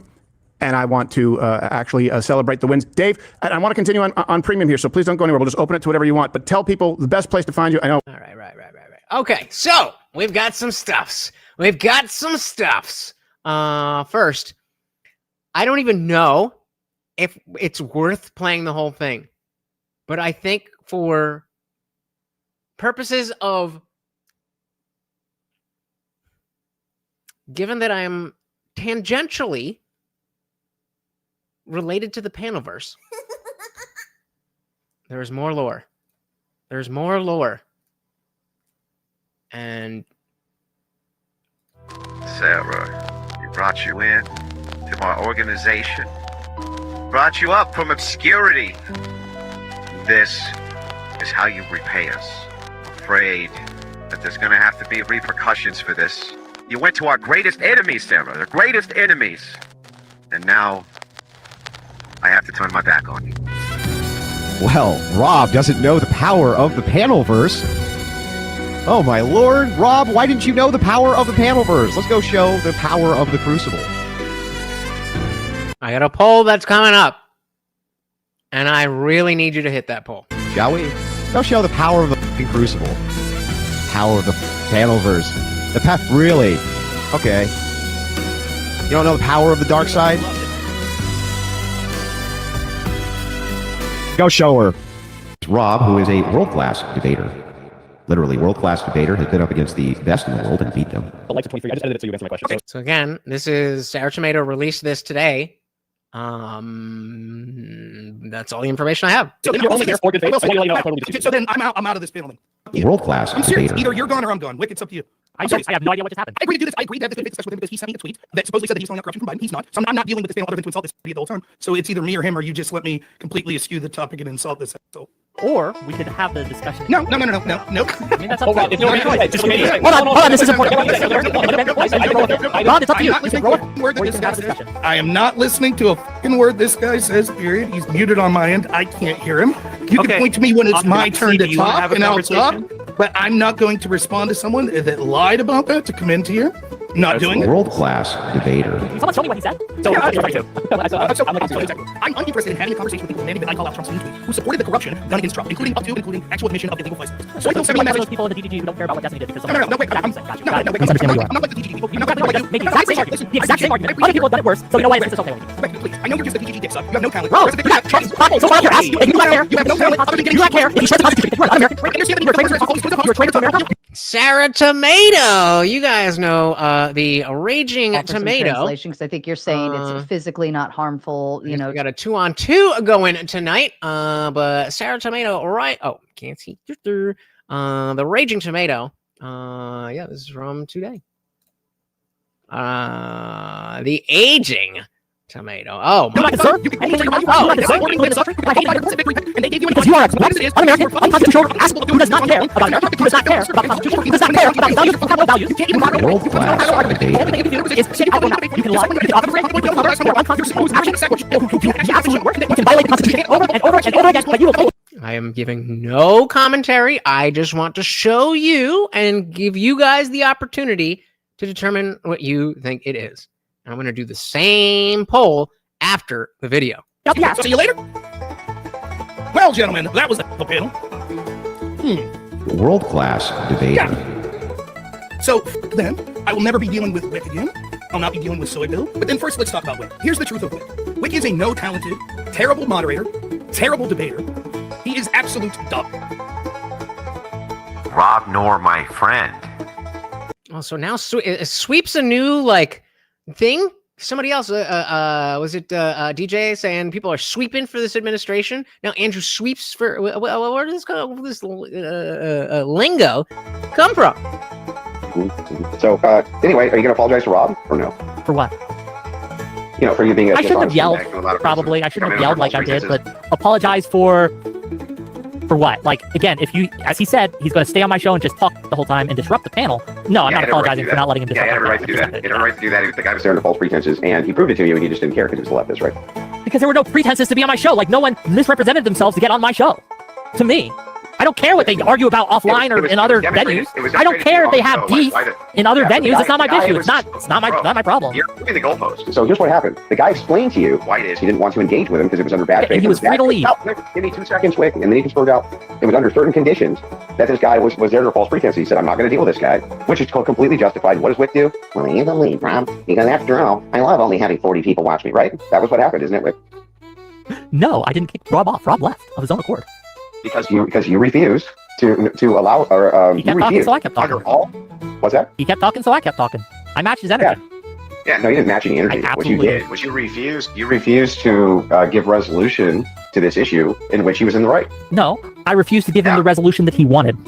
World class debater. Even if I said the feds, you acknowledged it as soon as the debate started. I clarified, even if I had misspoken earlier. This is what started it all. This is what started it all. You acknowledge that? He does not acknowledge clarification. World class debater. Well, here's the thing. Here's the thing. It takes a lot of time and energy to do these panels and these debates. I like doing them, but I like doing them. But I don't want to be part of a crew like this. Like, I'm not saying anything negative specifically. I'm not going to front. I'm specifically not giving my opinion on this because I want to be on the Raging Tomato when I want to be on the Raging Tomato.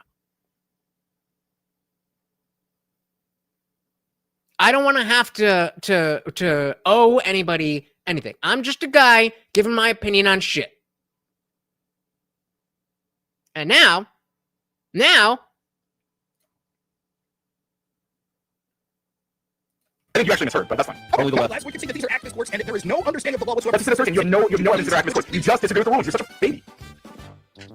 I'm going to refuse to speak while people interrupt me. I don't give a fuck. Cool, that's fine. Awesome. Then I get to talk more, right? Okay, cool. So again, the system is working. Police are arresting people, even the ones who are world class debater. People working in crimes are being arrested. The system is working as it's supposed to. The Insurrection Act is for when the system is not working. Okay, that's how it's always been used. The last time it was used, there were 60 people, at least 60 people, that thousands of buildings on fire. And you did it on mine. Now you can do it. We have fixed the overlapping on it. So I'll just. So I think that's based. When you're in a debate and you know dude's just spurging over you, then you're like, all right, I'll just meet you guys and I'll do my own show. That would be like if I was on a panel like that and it was just bullshit, and then I just muted myself and I stayed on the panel, but I just did a show with you guys. That's fucking based.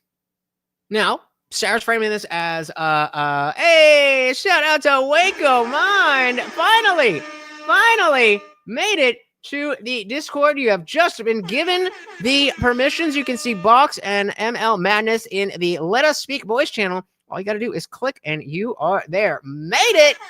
There we go. What was I going to say? Oh yeah, I think that is a strong move to say, look, I'm not going to be pushed around. She's framing as, oh, he got emotional. And I would argue, based on what I saw, that it was justified emotion. And he didn't crash out. He was just like, all right, well, fuck you guys then. I'm only interested in this drama because I believe in the Hebrew of Andrew and Rob are friends and business partners. It's not a shock they are loyal to each other, especially when the rest of the debate bros scene monkey branch and backstab each other. Yep. I mean, like, I want to be in these panels, in these debates and stuff, but I don't want to have to, like, I'm not associated with, I'm just there. If you're having an open panel, then I'll be on your open panel. I'll respect your platform as much as I can, but like, I'm not playing teams here. There's only one team, and it's Disciples of the Moral Felon Crew. I'll keep this. I'll keep playing this. We have. I don't even think moderation's that bad. I'm just tired. I'm absolutely tired of dealing with this amateur. So that's it. I'll stay there. I will be on that panel in video form only, but I choose to not listen to them or engage anymore. I just don't give a. All right, Rob, you okay over there? It's just chit-chat with this chat. That's fine. The citizens, which is what he wants. I don't even know if he can hear us. I would like him to be able to chat in, you know? Right. They can't, one with you two. They can't kick him off. They can't kick him off because then all the viewers go away. World class debate. I'm just gonna run a rage quit like yeah, you can just drop Rob if Rob's not gonna participate because he's. I mean, I'll sit back and listen while he talks. I'll mute myself. But if he's gonna then I'm gonna ask him in the chat. Can you hear? I'm gonna ask him. Can you hear us, Rob? I wanted that too, but it doesn't look like Rob wants to be here. Yeah. I mean, I would kind of leave. This is why you should head over to the Discord. The link is pinned, and you don't need to only use a text. You can get in there and use your voice. Like being reasoning. Well, it looks like he did stay here. Is he still? Oh, Can good. you hear us, Rob? He said 1 minute. He's back. I think Powdered. I think he World class debater. More slow roll method, so it doesn't incite the public to write. I think is what he's just trying to say. But yeah, hold on. Let's we're right Rob in for a minute. Now we're gonna just do like timed. Like I get 2 minutes or 5 minutes, then someone else. That's how we're gonna do it. If we would like to, yeah. If that's how you guys want to swap, sure. Uninterrupted. All right, just 2 minutes will be fine. That's fine. Yeah. So first, I just want to say to Tripino, I am sorry. Even Dusty, I put her back forth is so good. But Ryan clearly has a lot to say, and I didn't want to be in a position where people didn't get his opportunity to say, to hear what he has to say. Clearly, he has a lot of great stuff to say, and so I just wanted to make sure that people had the opportunity. Jake Rattlesnake, thanks so much for rating me, man. Apparently, I might be doing the show next week, and the ShamWow guy might be coming on. So I wanted to take this time, seeing as how clearly everything Ryan's saying is unassailable, to quote. He's just doing a ShamWow advertisement. My favorite ShamWow commercial. He says, "Hi, it's Vince with ShamWow. You'll be saying wow every time. It's like ShamWow. It's like a towel. It's like a sponge. A regular towel doesn't work wet. This works wet or dry."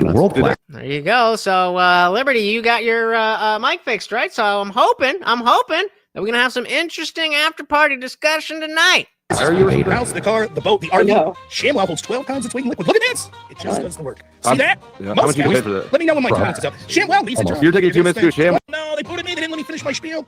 Oh, man. Bummer. World class debater. Isn't that a shame? Every time I debate, these same characters from the left, they decide to spur out and just yell over me. And if the moderation's incapable of allowing me to say my piece, because clearly they have so much to say, well, then the best thing I can do is hang back and allow them to say their piece. That's all. I don't understand why everyone isn't happy. I don't need that guy. That guy's a worthless nobody who's sidekick every single time I've debated him. Or my friend. Yeah, you are. Yeah, you are going to take it from Rob, you little because who else do you have? Who else you got? You got me. You're going to shut I'm still your subscribed. mouth. You're going to take a deep breath. You're going to take it. You're going to take it. Because what choice do you got? The host is a fucking inexperienced idiot. He doesn't know. I decided that I'm going to put this, actually, just so that we can see the outro here. And if you want to see the full thing, I will put the link. Oh yeah, let's do this. Let's just go from here. Panelverse. Oh my lord, Rob, why didn't you know the power of the Panelverse? Let's go show the power of the Crucible. Shall we? Go show the power of the fucking Crucible. Power Fun of the fact, Panelverse. Sending a harassment really? brigade violates. You don't know the power of the dark side? guidelines. Go show her. So we got his chat just going. She needs to be checked. Go subscribe to Rob the Panelverse. That's the gayest name. The power of the Panelverse. Why would you post this? The power of the Panelverse. So she's, Tomato chat on the... Fuck your panel. Fuck you! Drop 1,000 subs in an hour. That's the power of the panel. F you! How is this poll at 50-50? Alright, so this goes on for a little while.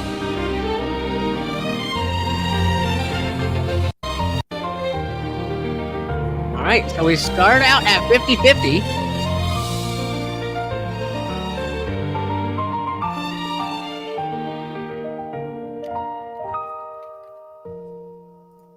Now afterwards, what do we think?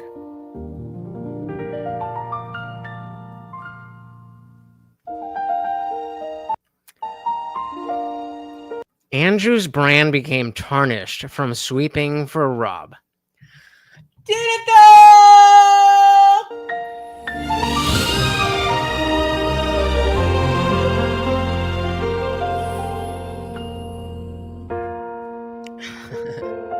All the way that.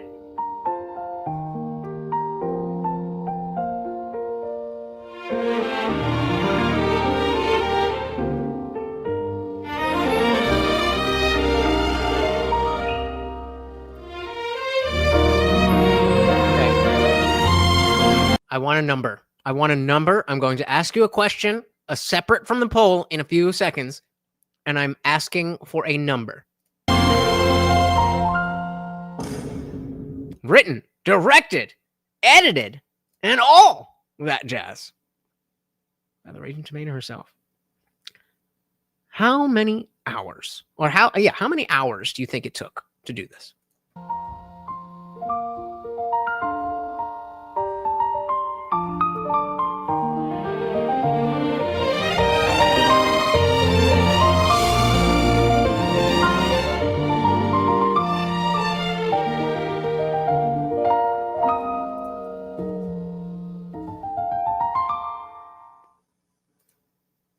Six hours. I wouldn't be surprised. December 18th, I remember wouldn't be surprised. Moving on a little bit. We are going to head to the after party shortly, but you guys were amazing. So I got one other thing to show you here. I don't remember. I didn't get the timestamp. Yeah, damn it. I think it's here. Right? All right, let's. I have personal experience. So again, it just so happened for 72 hours, 1,000,000% cringe. Somebody said it was cool. Somebody said it was cool. I have not given an opinion. I'm just showing you guys to see what you guys think about it. Again, Liberty and Wake on Mine. If you're just chilling and chatting, totally fine. If you need help getting into the room, let me know. Okie doke. You said, how did Sarah work with the Crucible and not learn a thing about how they operate? They are still ascending. Soon, after the memes and cope, Panelverse will be entirely irrelevant. What is this? What is this? It's over 9,000! That's how it goes, right? That's how it goes, right? All right. So, I had to show you guys. And we went from 50-50 to 83%. Oh, my goodness. 83% cringe. I have not said a word. I'm just saying. Liberty says Andrew will be irrelevant too, probably. I really think this goes mainstream. They will put a chick in it and make it gay soon enough. I do think that the Ortho Bro movement led by Andrew, it does have, what's the word, a life cycle. And I don't think, like I was talking about before with the post, the community tab post that I made, that both the Groypers and the Christian nationalists, I think it's going to backfire. Right now, they're growing because they have a thing to talk about. But because they're not actually trying to get that thing, just like the Red Pillars, I don't see why it would be any different. So, all right. So this is Seth Dillon of the Babylon Bee versus our boy, Dave Smith. We're going to skip around a little bit, and then we're going ahead to the after party. With this, where I was recently part of one of these conspiracies where I was named as someone involved in a conspiracy. Specifically this conspiracy about what happened in the Hamptons with Charlie Kirk, and was he blackmailed, and was there all this money offered, and then when the money was turned down, he winds up dead. My name was brought up over and over and over again as being in the room and being part of those discussions and being involved in blackmailing Charlie Kirk, and I'm literally receiving death threats as a result of that. I had somebody who was just arrested recently out in Houston, Texas, who was threatening to kill me because they believe that I played a role in Charlie Kirk's murder. And so, I have personal experience. What is this? They're trying to get that thing? What do you mean? What? With defamation and conspiracies targeted at somebody to make them out to be a villain. But I still don't want to see the people, I still want to see free discourse. I want people to have the right to be wrong. In the case of defamation, individuals have recourse where they can file suit if they want to and claim that they were defamed and say, these are false statements, they were made with malice. You can make those claims. I don't think that because someone has done that, that you should take away their right to speak altogether. I don't think that censorship is the answer. There is recourse for individuals in those cases. Well, the thing about Alex Jones to remember, and why they made the award as big as it was he wasn't just making a bit of money by doing what he was doing to those families. And in relation to your point, Seth, about you receiving death threats, Sandy Hook families still mourning the murder of their kids at school started getting threats, started being abused in the street. People were turning up at the graveside, urinating on tombstones of their children, right? It was despicable. And it was being done quite deliberately, Alex Jones's campaign here, because they showed in court he was literally making hundreds of millions of dollars every time he talked about this on air. Yeah, but also, I believe that Alex really believed everything. I don't think he was lying. Like, it definitely was. It was fucked. But I don't think he was out there like, oh, I'm gonna make money off these dead kids. I think he really believed. They saw the spike of the revenue pouring into him, so that's why they made the award as big as it was. To me, where it's an interesting thing. Where is the line about who you platform? Right. For example, there are the free speech purists who say everyone should be platformed. I put it this way. Except Michael Blackman. You watching, sweetie? Haven't thought about you until just now. I've never had Nick Fuentes on. Tucker Carlson just did a one-on-one with Nick Fuentes. It's been very controversial. But I have sat with serial killers and psychopaths and very dangerous mass murderers and so on for crime documentaries. And people rightly say to me, well, hang on, you're giving a serial killer a platform. Why would you not let Nick Fuentes on? And it's an interesting question. So, I mean, Dave, for you, what do you make of Tucker Carlson platforming Nick Fuentes? Should people like Nick Fuentes have free, unfettered platforming across anywhere that people want to have them? Should there be any limits to people in terms of giving them a platform? And obviously, we would answer the question no. We know Dave is going to say no. But I think there is something to be said that I covered the Nick and Tucker interview. And I'm getting a lot of two different types of messages from that. That one, see, Nick isn't that bad. And then the other is like, oh, that was astroturfed as shit. That's not who Nick really is. He's just trying to break in the mainstream. And either way, I don't know which one would be worse.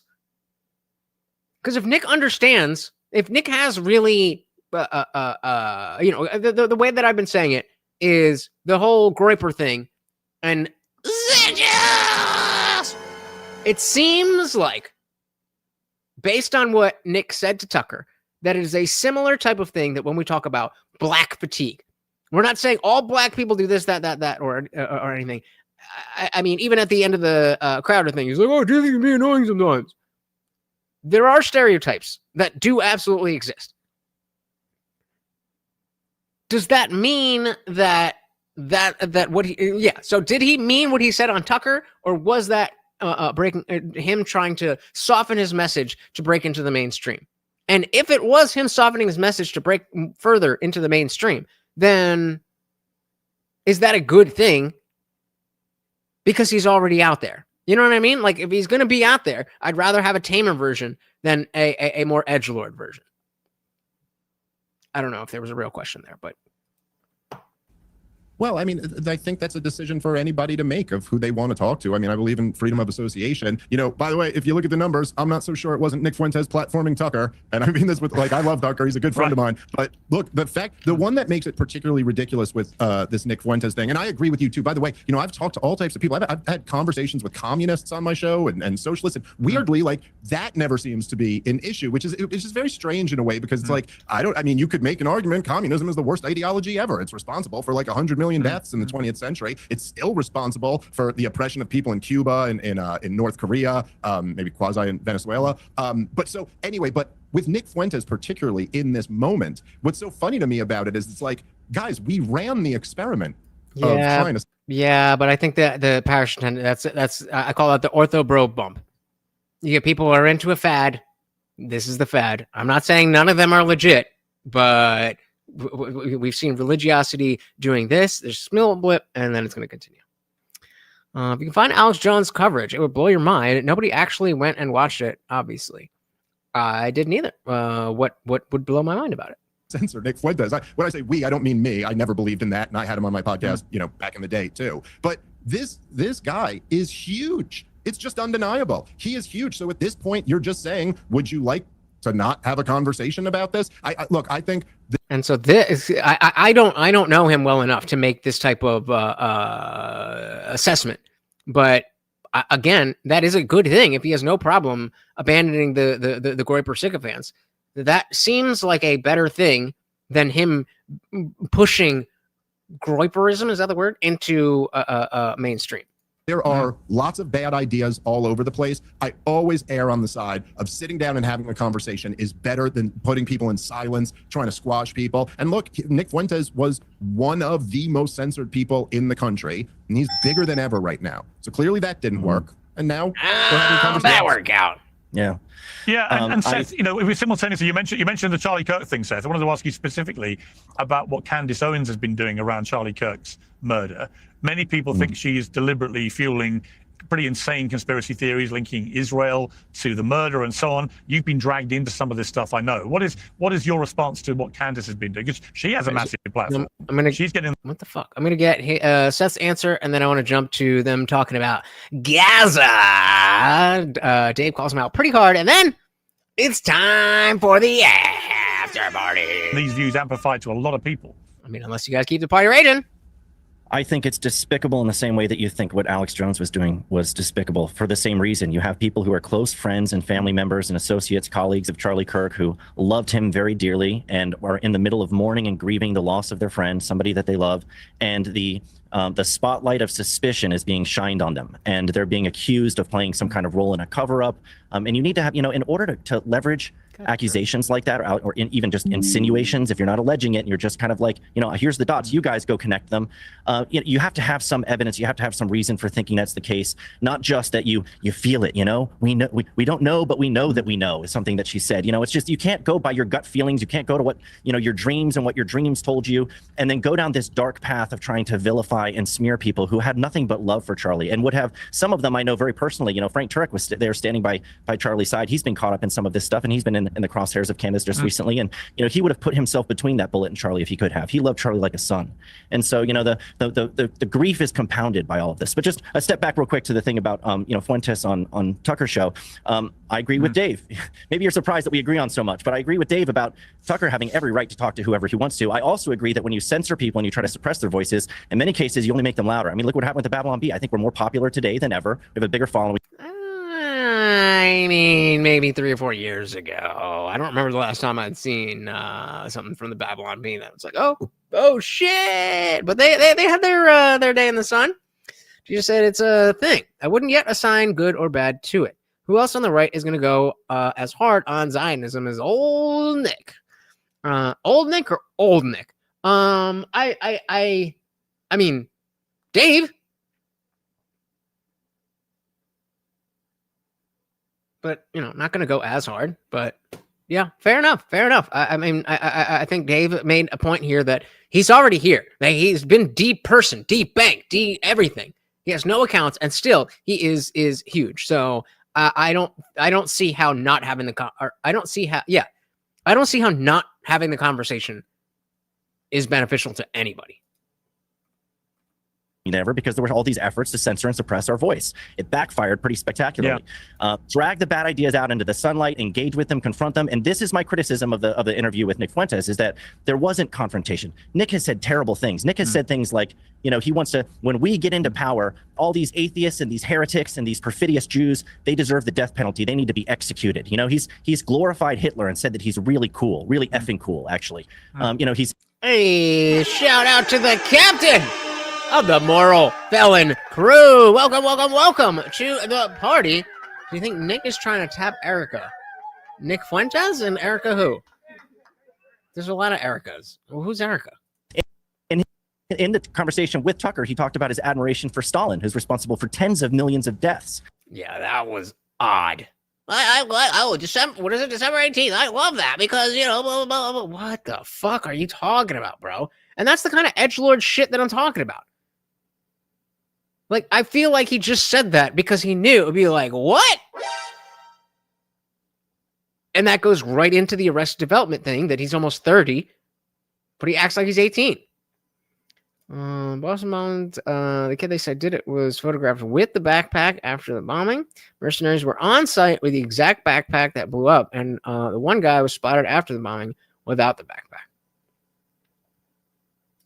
No. What? I mean, maybe. She looked good. I mean, maybe. But, that her husband just died, right? I mean, like, people were talking about the JD Vance thing. Have you guys seen that? Yeah, well, let's do that real quick. Shout out to Asmund Gold with the super short videos. People are bugging over this. So he hugs her, right? Love is in the air within 1 month of my husband's death.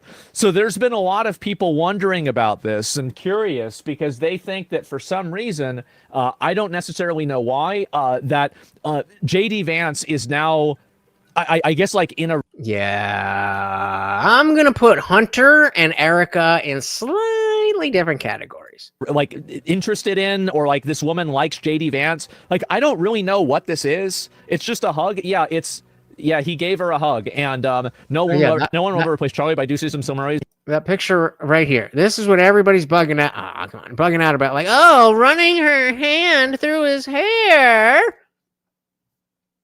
And then you see the video. He gave her a hug, and no one will ever replace Charlie, but I do see some similarities in my husband and JD, Vice President JD Vance. I don't know. I mean, like, I could see why somebody, like, I mean, don't get me wrong. I can see why somebody would see this as weird, right? I would. But at the same time, I think that, like, actually thinking that it's weird. I mean, this has 500,000 likes. Does this mean that her face is too round? Because if so, I agree. I like a longer face. I don't want your, like, that if that's what you mean, I agree. But yes, she's wearing leather pants. Why is everybody focusing on that? Why is everybody focusing on that? And it says they are sleeping together. And it says JD Vance is going to divorce his Indian wife, distance himself from his family, marry Charlie Kirk's widow, and position himself as a candidate for the 2028 presidential election. Okay, would you be more or less likely to vote for JD Vance if he divorced his wife and left his family?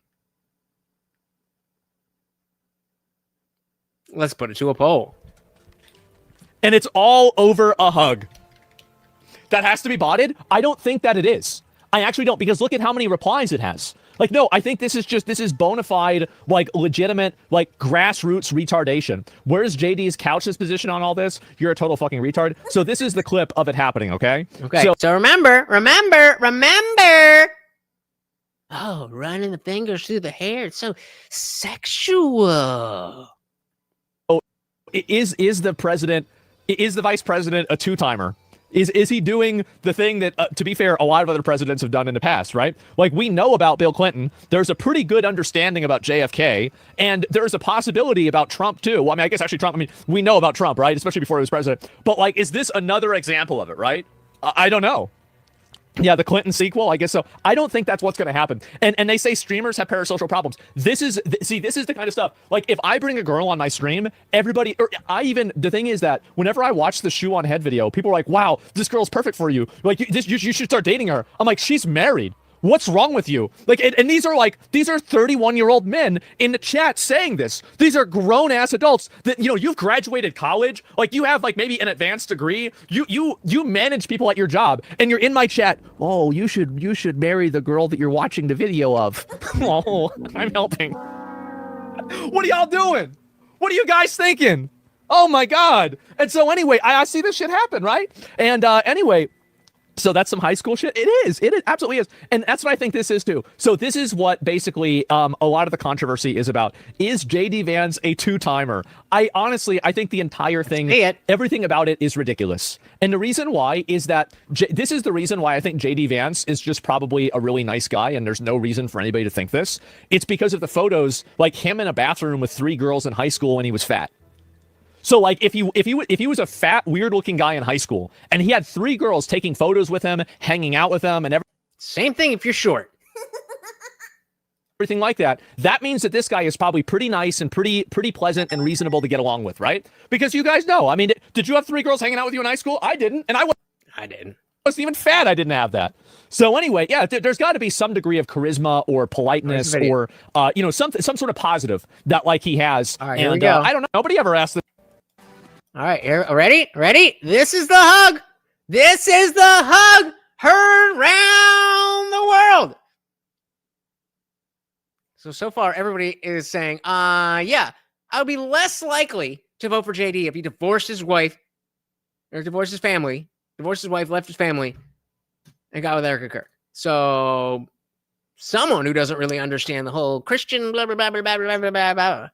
Hey, shout out to Trey Williams. Welcome to the party, sir.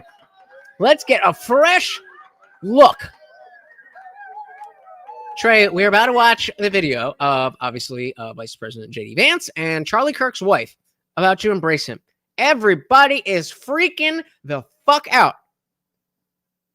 Where's this timer? We're at 4:50. Where's the picture? This is the picture that everybody's freaking out about. So we're about to watch the actual video. You tell me. He's already saying it was wild. Let's see. So this is what everybody was losing their mind over. That was it.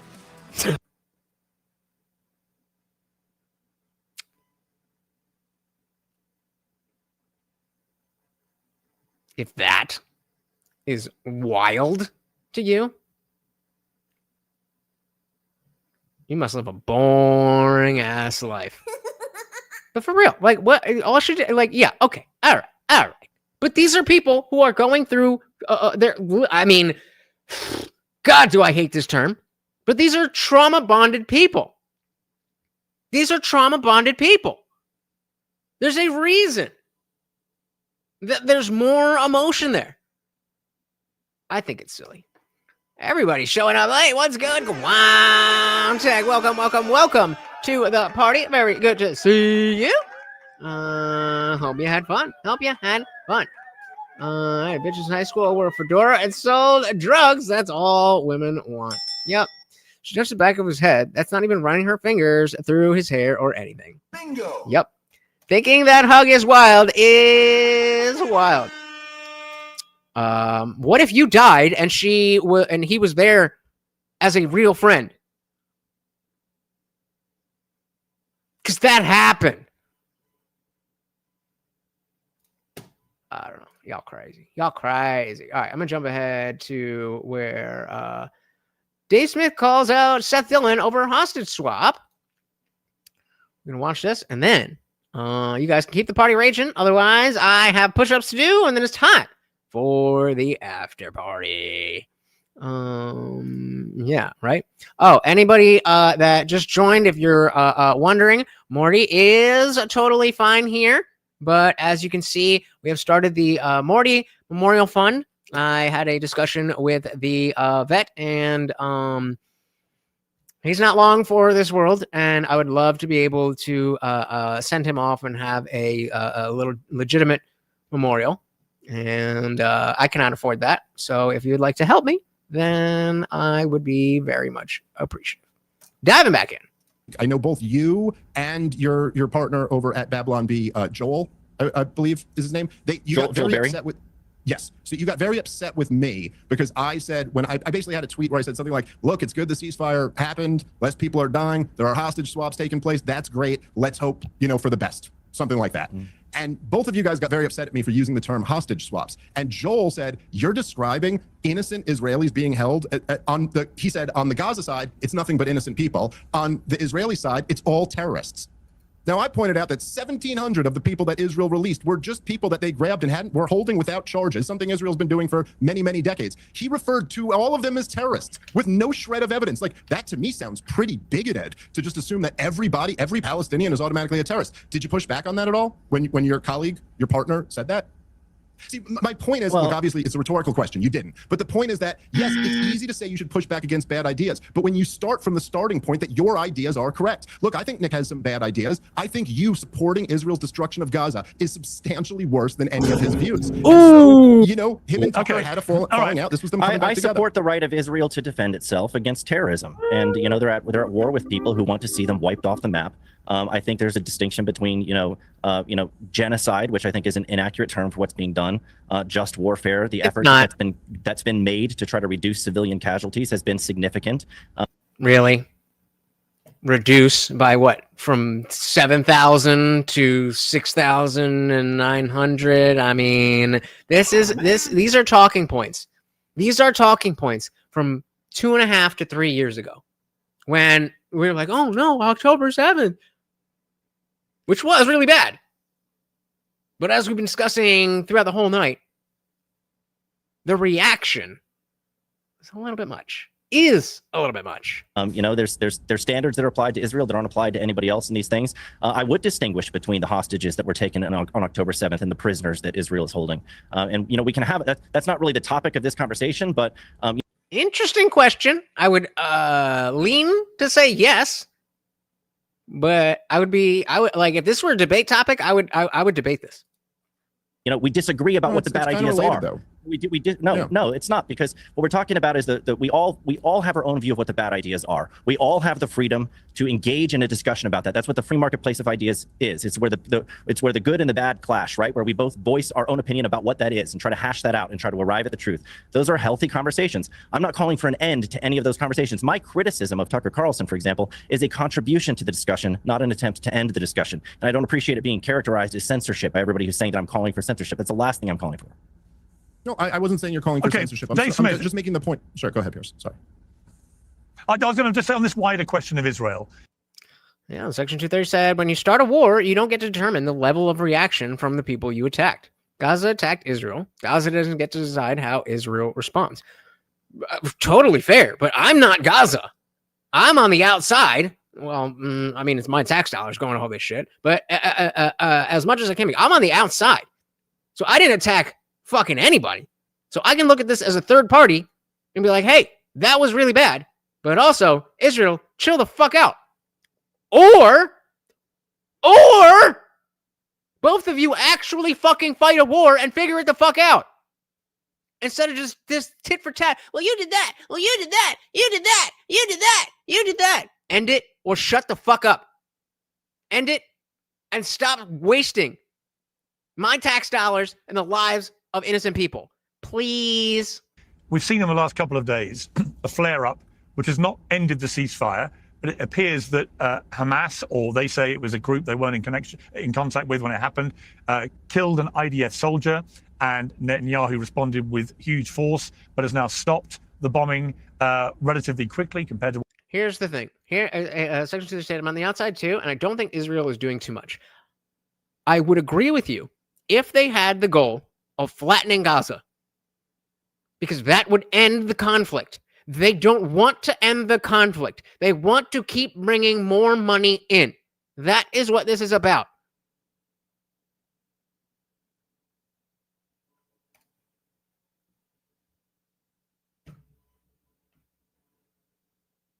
They don't want us. They don't want to stop fighting.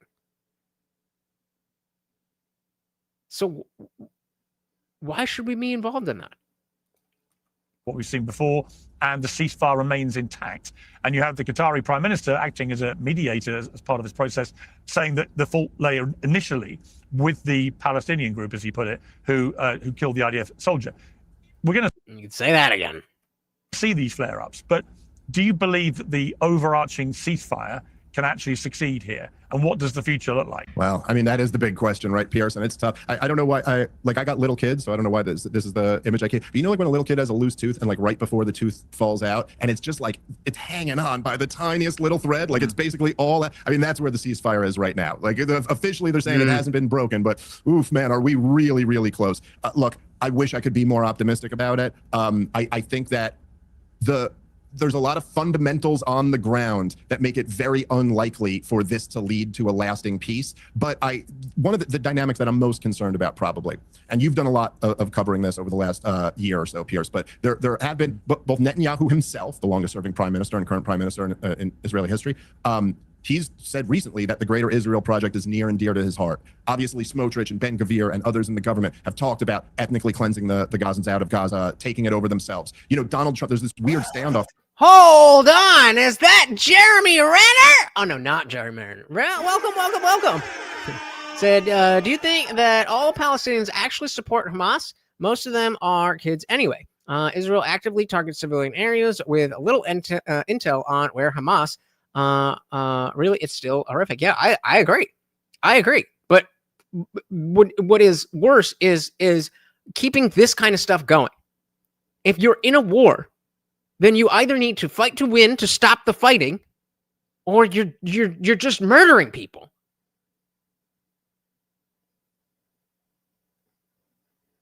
Is it any more complicated than that? Like, I understand that war has to happen sometimes. People are imperfect. But if we're just doing tit for tat, well, you did this, so now I'm going to do that. Well, you did this, so I'm going to do that. Well, you did that, so now I'm going to do this. I'm not your buddy, guy.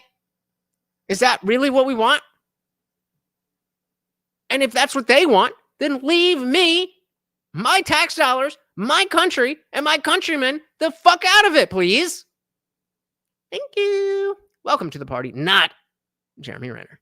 So I'm just saying, Israel is genuinely at fault for this war. Yep. Because normal West Bank citizens didn't start this war, and they are getting fucked up bad, dude. Yeah, I'm not arguing with any of that. Section 230 is, but yeah, I agree that it is. It's just not. Okay, fair. So like, but you can even if you don't share this perspective, you can understand. Let's bring it back to the guy walking up to you and punching you in the face, right? You can understand that if somebody walks up to you and punches you in the face, well then, you guys are fighting. But if someone just punches you in the face and then walks away and you pull out a gun, that's no longer what we're doing. You're no longer in the conflict. The conflict is over.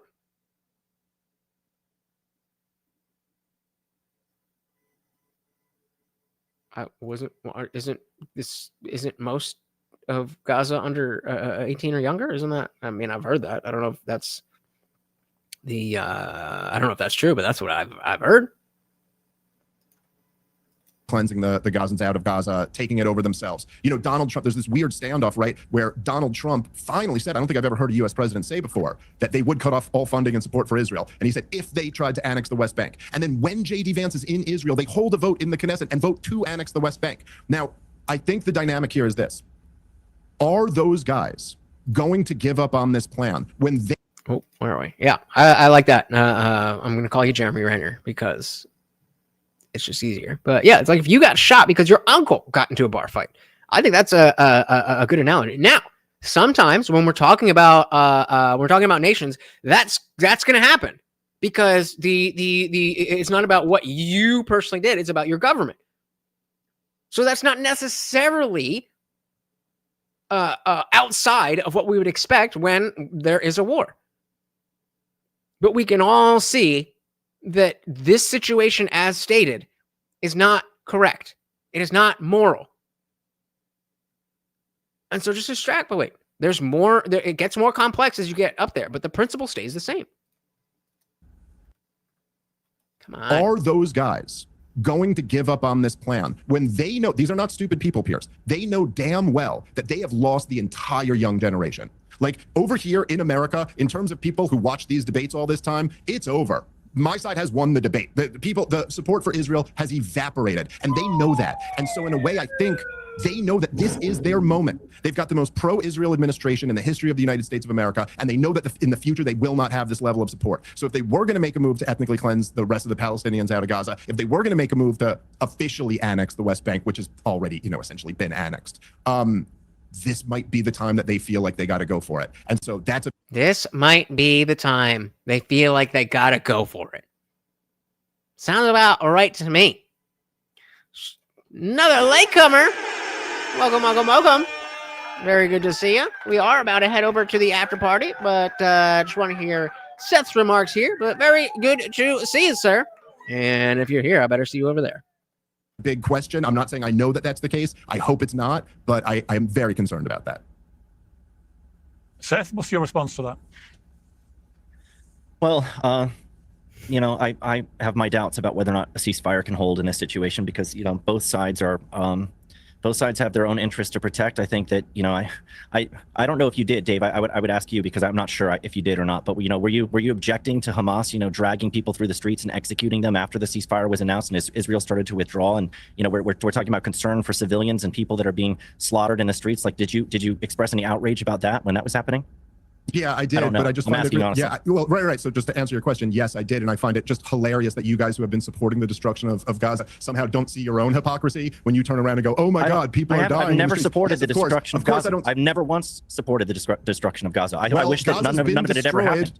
Okay, well, Gaza's been destroyed, and you've been supporting Israel's right to defend itself the entire time. So what does that add up to? Yeah, that's not supporting the destruction of Gaza. I condemn Hamas. I condemn killing people. People should have a right to a fair trial. I treat people with the presumption of innocence. So even if Hamas says that those were collaborators, sorry, they deserve some type of fair trial or something, just like those 1,700 people that your buddy called terrorists. I treat them with the presumption of innocence too. Okay. You also like Nick Fuentes and don't have anything to say about his bad ideas. So it's just weird to get like a moral superiority coming. I got a lot to say about his bad ideas. What are you talking about, man? Look, I believe what I believe. Obviously, if anyone's ever listened to me, do I say the same stuff he does? No, we have different views. Well, why do you like him? Why do you like him?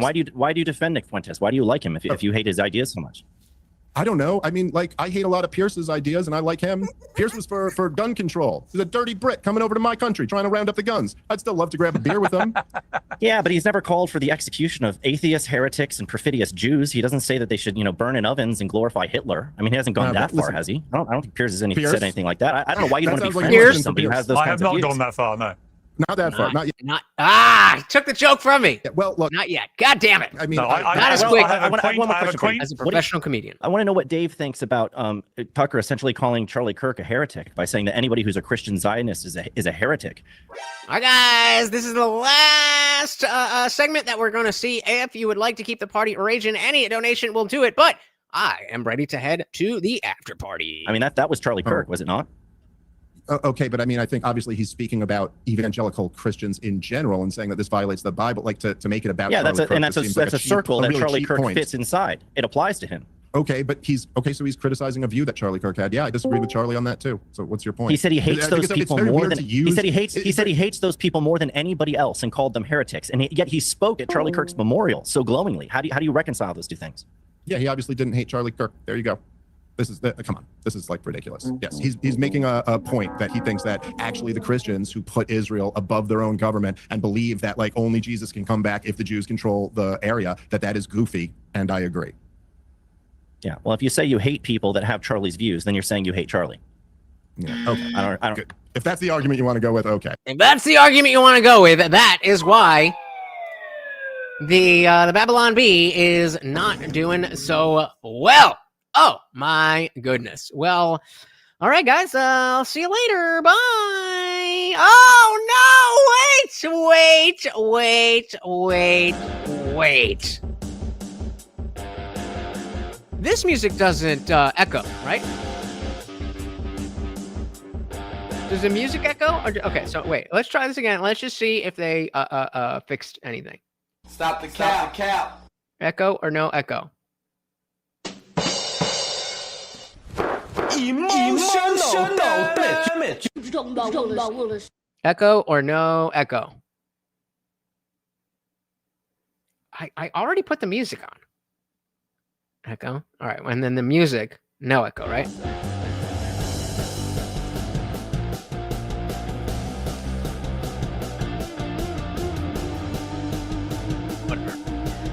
Yes, you have paid me.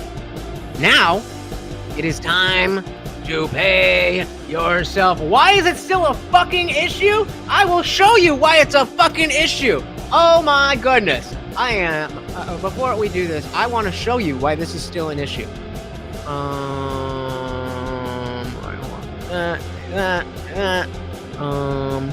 So this is my email for the account that I have. StreamYard support, StreamYard support, StreamYard support, StreamYard support, StreamYard support, StreamYard support, StreamYard support, StreamYard support, StreamYard support. All of these StreamYard support. All they are broadcast feedback received. This is an automated message. Replies to this email will not be handled. Let's go even further back. So since August, I've been trying to tell them, hey, this is an automated message. Replies will not every single stream, and it wasn't until they sent out, hey, reminder, your thing is going to be renewed. I'm like, well, I don't know about that. Because that's exactly what I told them it's true. I'm not fucking no. Not until I can pay somebody who can fucking work it for me. I'm not learning that shit. No, you good. But it wasn't until they sent me an email like, hey, just a reminder that you're, what is it? Let's see what it says. We're sorry to hear about your echo in your stream. Echo is usually caused when someone's mic picks up the audio. And I was just like, well, thank you for finally getting back to me. I've been doing this for a few years, so I understand you have to give basic troubleshooting advice, but that's not it. Obviously, if it were that, then everything would echo. All sound from the stream is fine, as only the soundboard sounds and the uploaded videos. So, yeah, this is when it goes like, ba-ding, ba-ding, ba-ding, ba-ding, ba-ding. It's not supposed to be like that. It's supposed to be bing, bing, bing, bing, boom.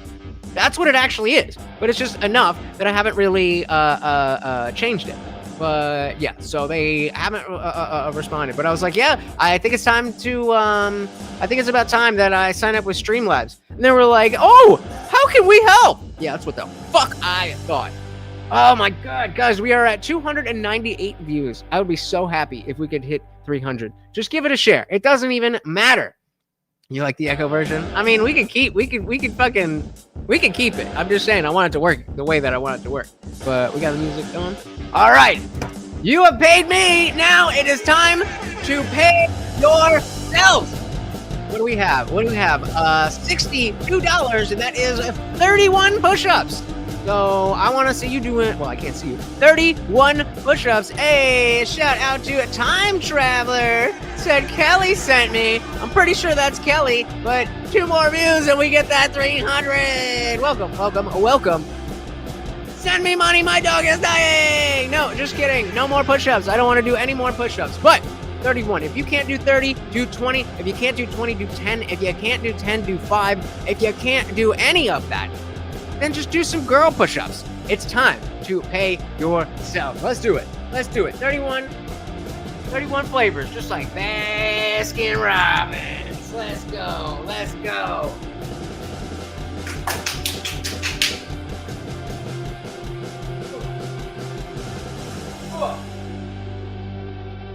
All right. 31. Go.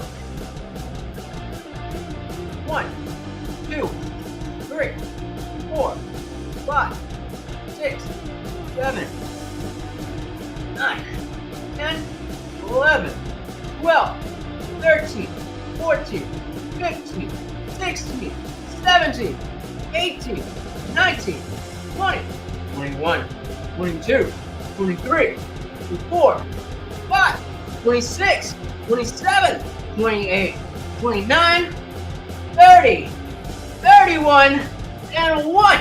For good luck.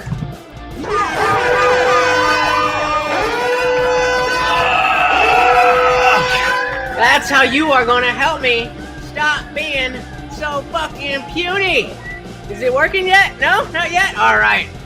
Guys, thank you so very, very much. We got War for Your Mind in the building. We got Kelly Greenery in the building. Comtech still driving. Yes, I need a new chair. I need a new microphone. I need a new dog. I need a life. I need to start making money on my own shit. Send in those donations. I'm gonna start grifting harder, guys. I'm gonna start grifting harder. Oh, for real. Thank you guys so very, very much. Angry Amputee got us started off. And we had our Boxy Boy with the $5. Thank you so very, very much. Boxy, again. And of course, the sponsor. Major League Madness. Thank you so very, very much. I know you guys could be spending your time doing anything else in the world, and yet you're here hanging out with me and oh, that was I didn't even. I reached over and he was like, "A treat?" Yeah, we're I don't know how long he's gonna be around, and I'm gonna need you guys when that happens. So, thank you so very, very much for the support so far. Like I've been telling you guys, we are way, way closer to the beginning of this than we are to the end. So, if you are new, again, I'm live every Monday, Wednesday, Friday, 8 p.m. Eastern, and sometimes whenever I feel like it. Please do hit that subscribe, and you know how bad YouTube is with the goddamn notifications, so hit the bell, do all the things, guys. I promise you, we are building something real here. And with that said, it is time to head over with the disciples of the Moral Felon crew. It is time for the after party. Once again, guys, this is Morty the Overlord. My co-host and I have been your host, Lutch, aka the Indian Jesus, here to resurrect the second coming of common sense. Until next time, guys, we are out of here.